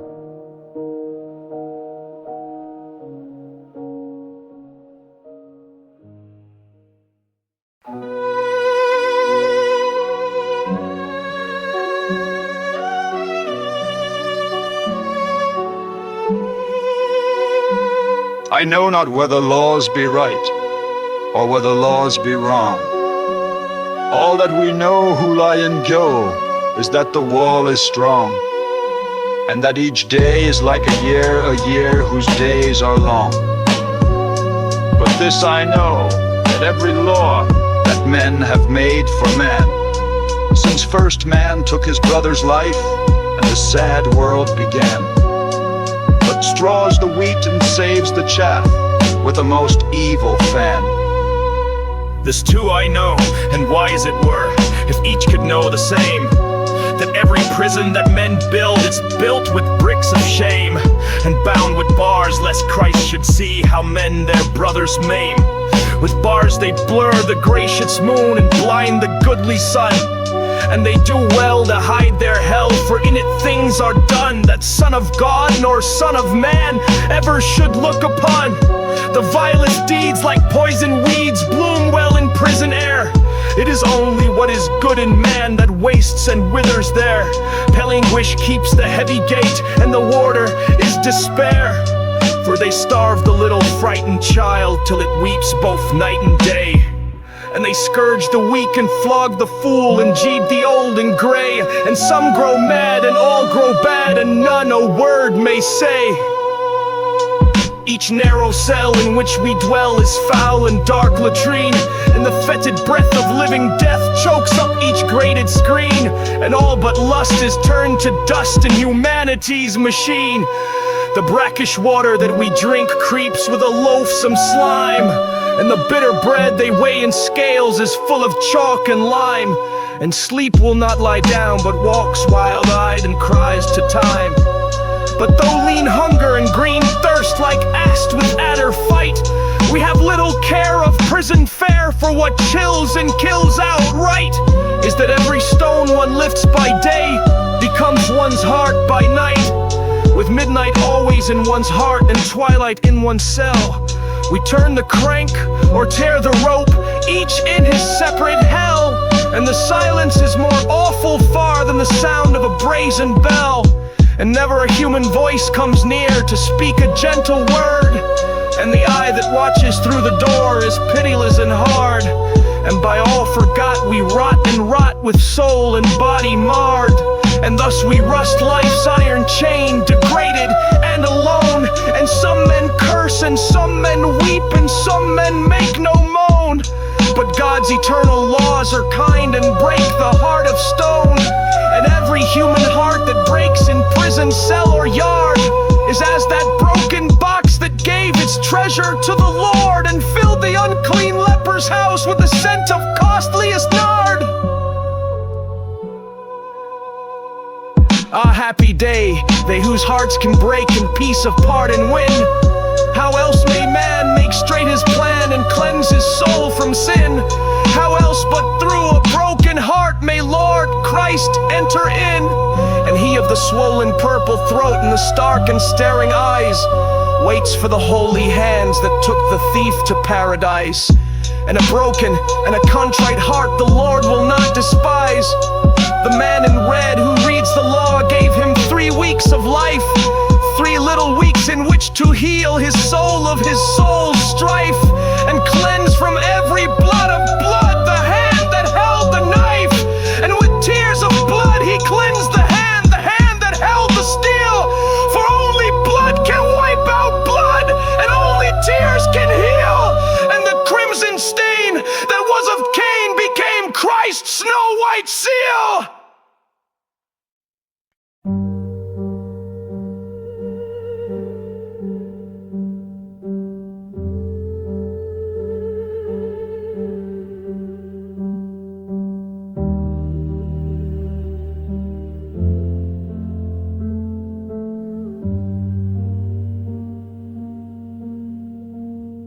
In Reading Joel by Reading Town, there is a pit of shame,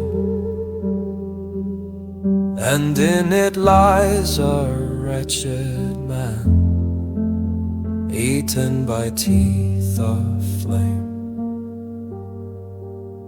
In burning winding sheet he lies, and his grave has got no name. And there till Christ call forth the dead, in silence let him lie.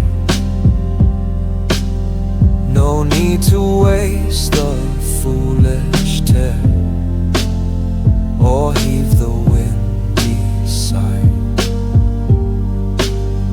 The man had killed the thing he loved, and so he had to die. And all men kill the thing they love. By all let this be heard, some do it with a bitter look, some with a flattering word. The coward does it with a kiss, man with a sword. No need to waste a foolish tear or heave the windy sigh. The man had killed the thing he loved, and so he had to die. And all men kill the thing they loved. By all let this be heard. Some do it with a bitter look, some with a flattering word. The coward does it with a kiss, the brave man with a sword. And all men kill the thing they love.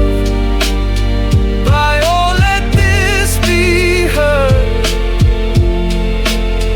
Some do it with a bitter look, some with a flattering word.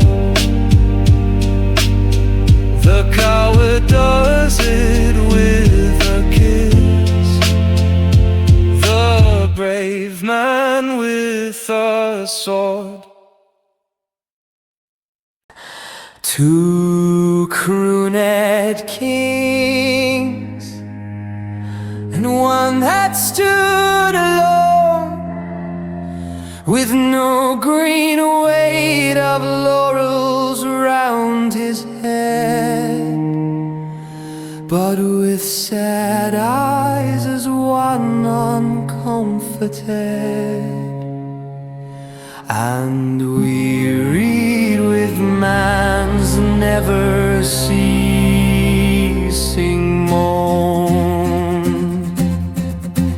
For sins no bleeding victim can atone, and sweet long lips with tears and kisses fed. Girds was he in a garment black and red, and at his feet I marked a broken stone, which sent up lilies, dove-like to his knees. Now at their side, my heart beating with flame. I cried to Beatrice, say, who are these?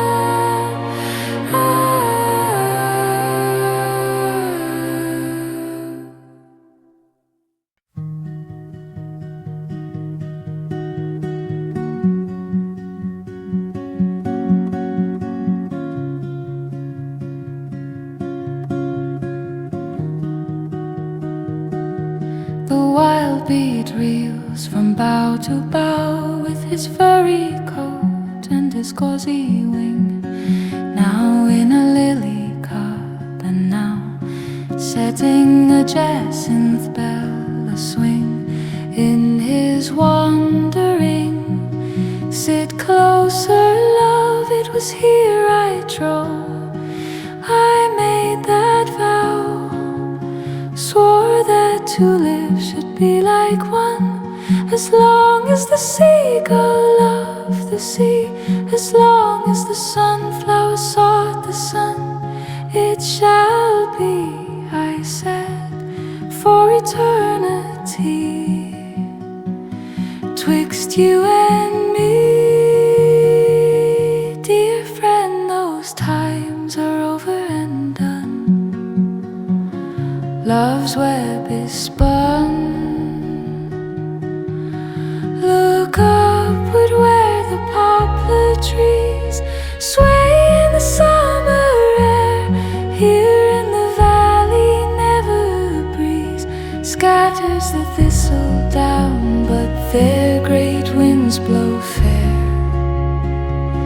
from the mighty murmuring mystical seas and the wave-lashed leaves. Look upward where the white gull screams. What does it see that we do not see? Is that a star or the lamp that gleams on some outward voyaging Argosy? Ah, can it be we have lived our lives in a land of dreams? How sad it seems.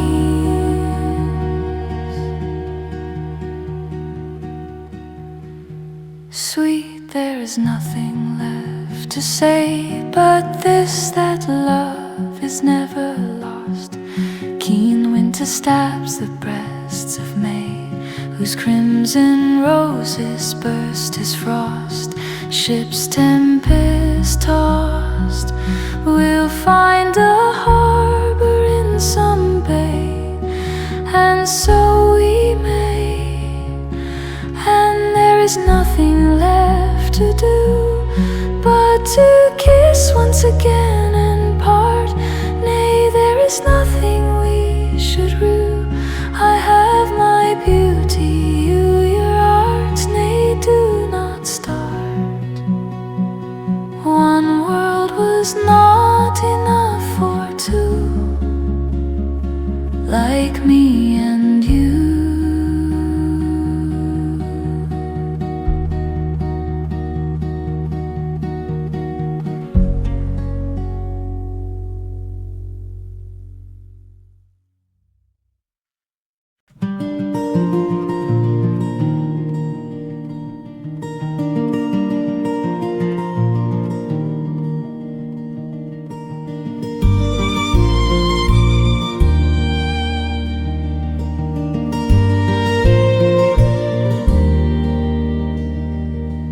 The little white clouds are racing over the sky,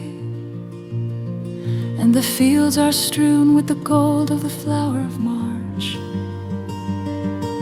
The daffodil breaks underfoot, and the tasseled larch sways and swings as the thrush goes hurrying by.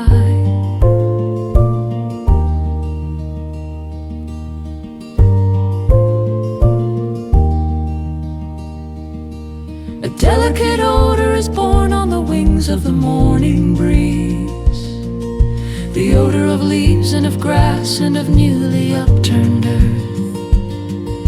The birds are singing for joy of the spring's glad birth, hopping from branch to branch on the rocking trees.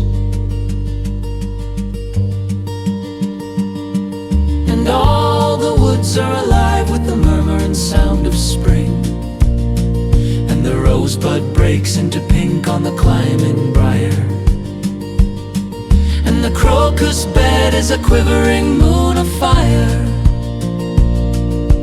girdled round with the belt of an amethyst ring. And the plane to the pine tree is whispering some tale of love, till it rustles with laughter and tosses its mantle of green. And the gloom of the 𝐩𝐥𝐚𝐲𝐥𝐢𝐬𝐭 hollow is lit with the iris sheen of the burnished rainbow throat and the silver breast of a dove. See, the lark starts up from his bed in the meadow there, breaking the gossamer threads and the nets of dew, and flashing down the river a flame of blue. The kingfisher flies like an arrow and wounds the air.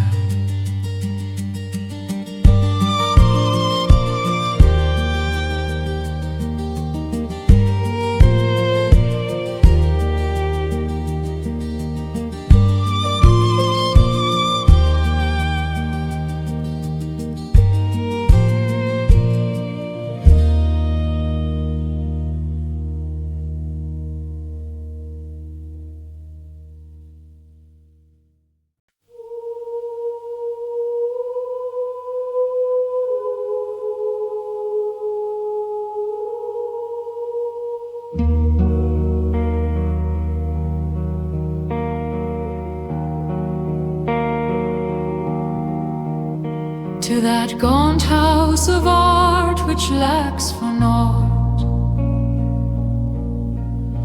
of all the great things men have saved from time, the withered body of a girl was brought, dead ere the world's glad youth had touched its prime. Unseen by lonely Arabs lying hid in the dim wound of some black pyramid. But when they had unloosed the linen band which swore the Egyptian's body low was found, closed in the wasted hollow of her hand, a little seed which sown in English ground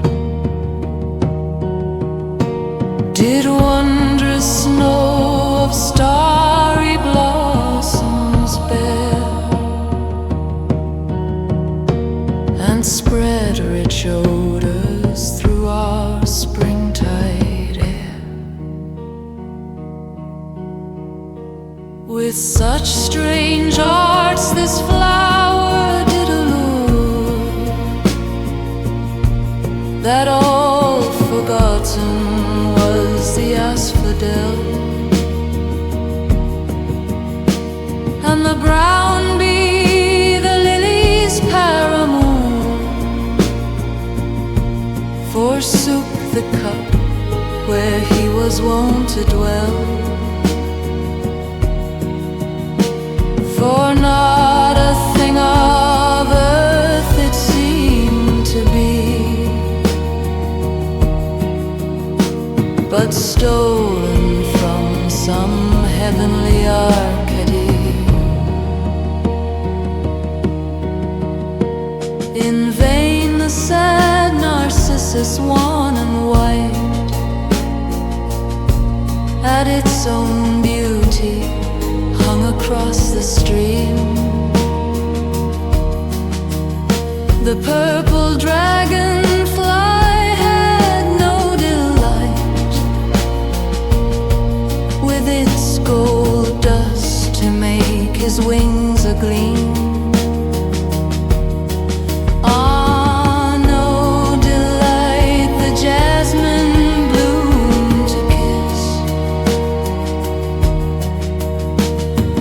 Brush the rain pearls from the Oharis. For love of it, the passionate nightingale forgot the hills of thrice the cruel king.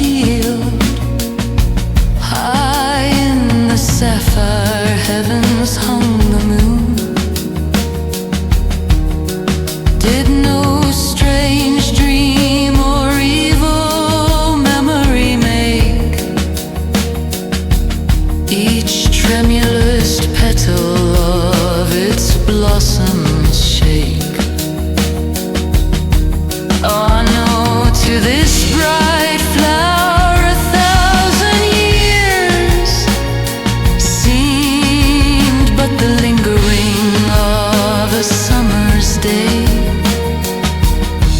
It never knew the tide of cankering fears, which turn a boy's gold hair to withered grey.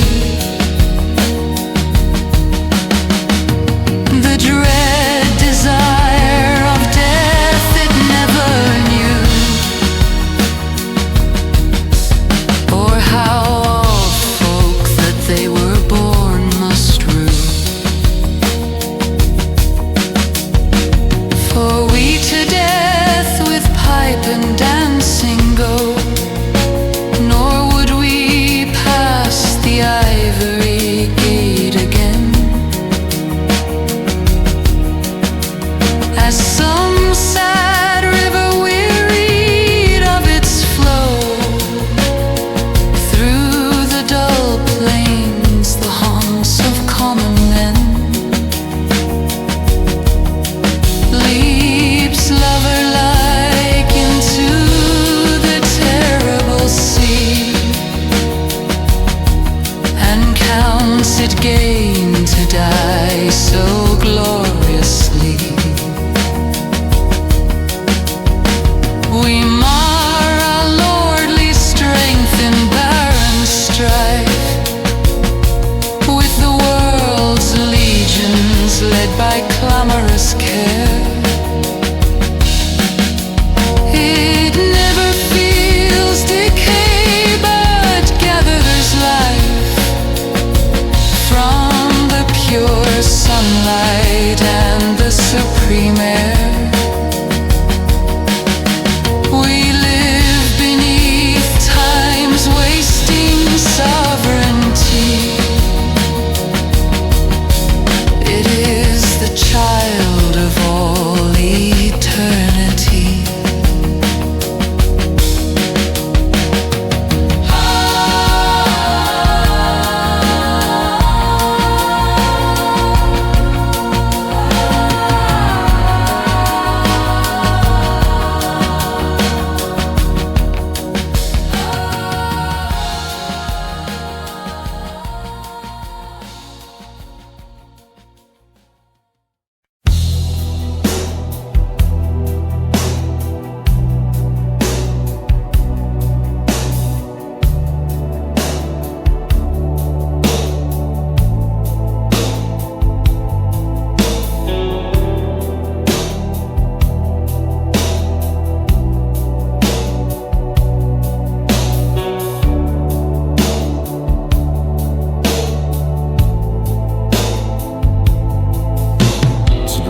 With every passion till my soul is a string outlet on which all winds can play.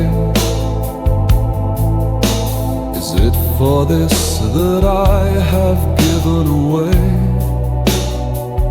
mine ancient wisdom and austere control?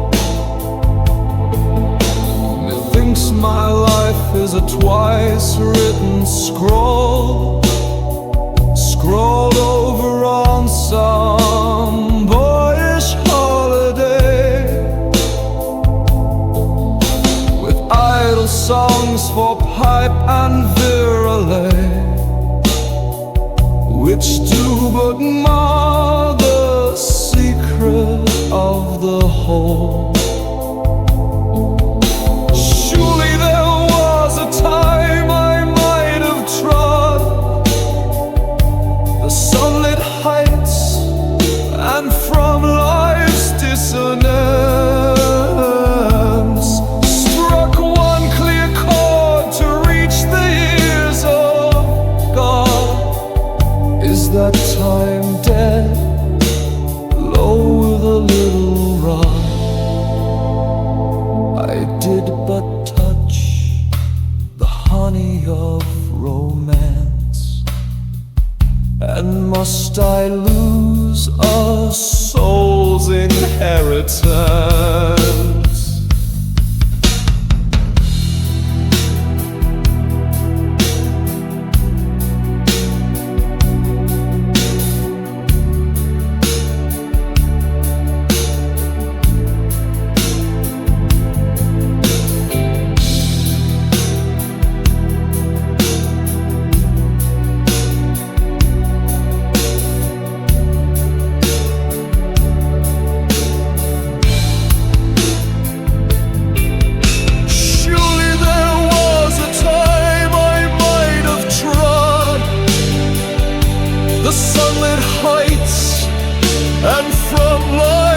dissonance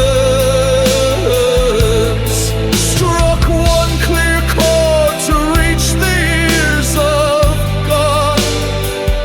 Is that time dead? Low with a little run. I did but touch the honey of romance, and must I lose a soul's inheritance?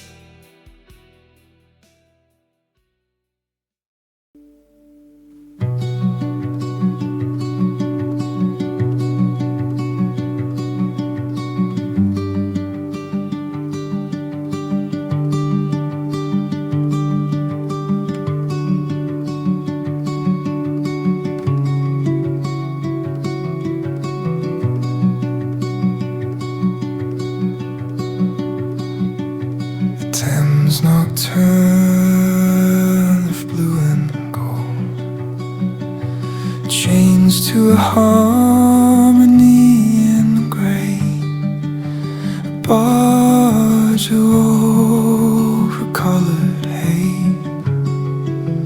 dropped from the wall, chill and cold. The yellow fog came creeping, bridges till the houses' walls seem changed to shadows, and St. Paul's loomed like a bubble o'er the town.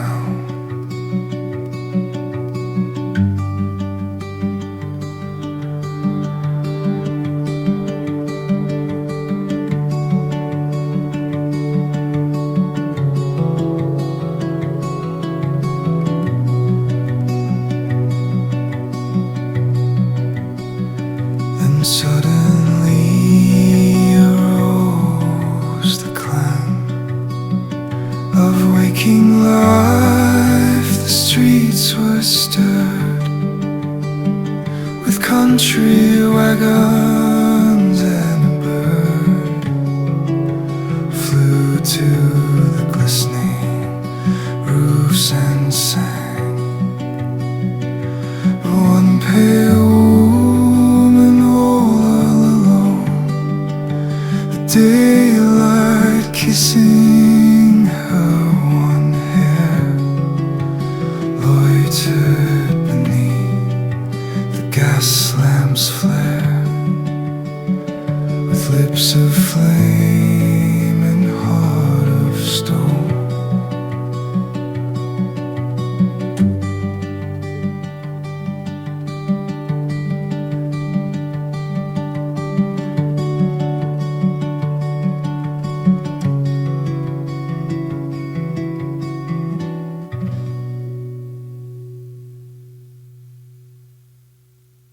Set in this stormy northern sea, queen of these restless fields of tide, England, what shall men say of thee, before whose feet the worlds divide? The earth, a brittle globe of glass, lies in the hollow of thy hand, and through its heart of crystal pass, like shadows through a twilight land, spears of crimson-suited war, the long white-crested waves of fight, and all the deadly fires which are the torches of the lords of night. The yellow leopards, strained and lean, the treacherous Russian know so well, with gaping blackened jaws are seen leap through the hail of screaming shell. The strong sea lion of England's wars hath left his sapphire cave of sea,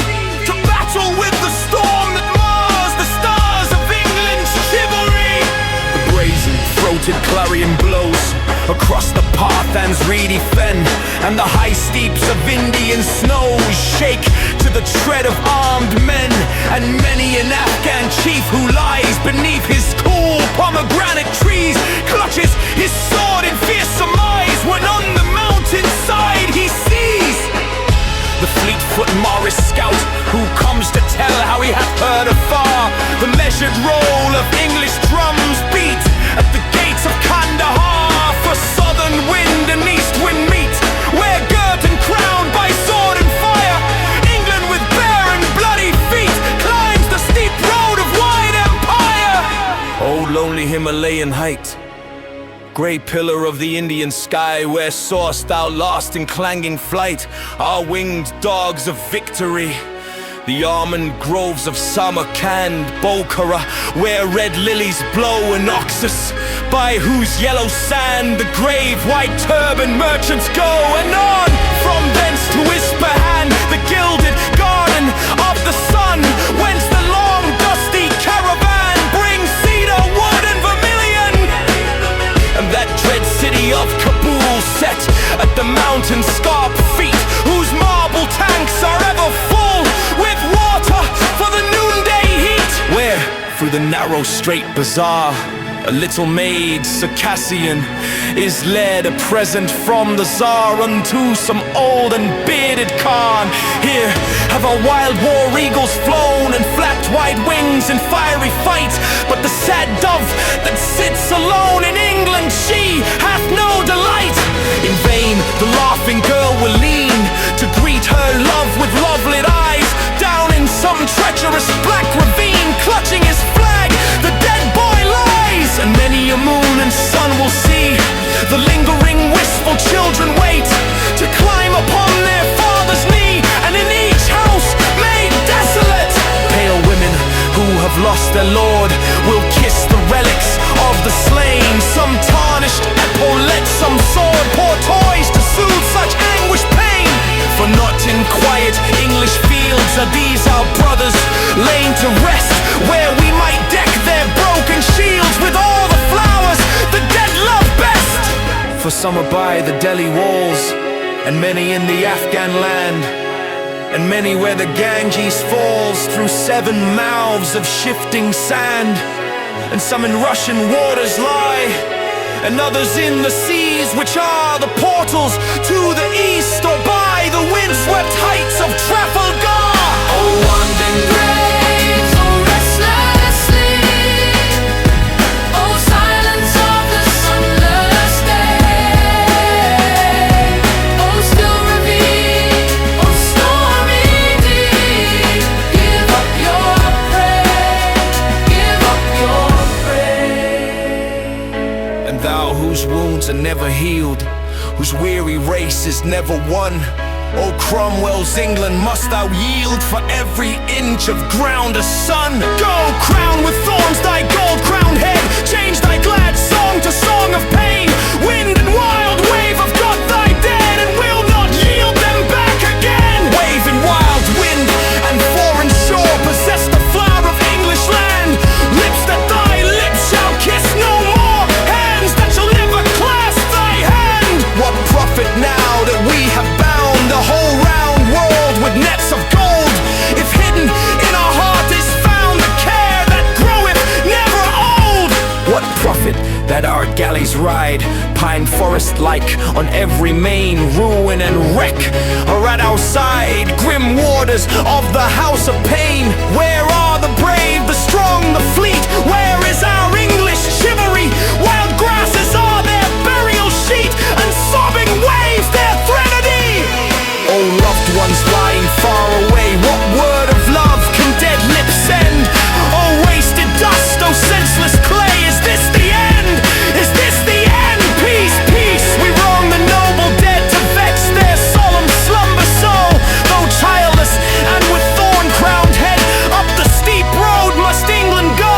Yet when this fiery web is spun, her watchmen shall descry from far the young republic like a sun rise from these crimson seas of war.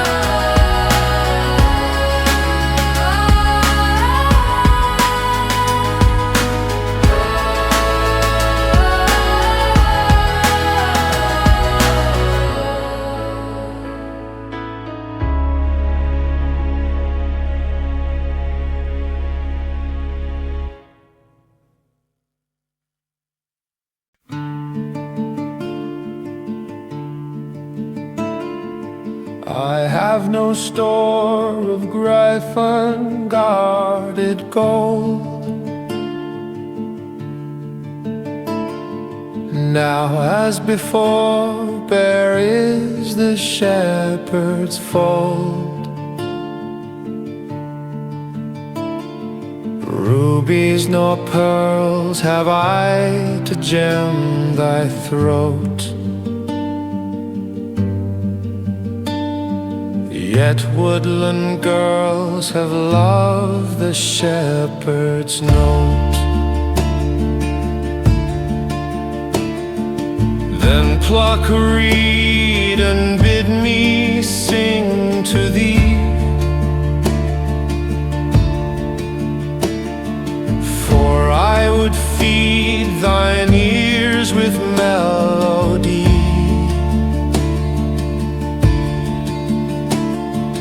Who art more fair than fairest fleur-de-lis, more sweet and rare than sweetest ambergris.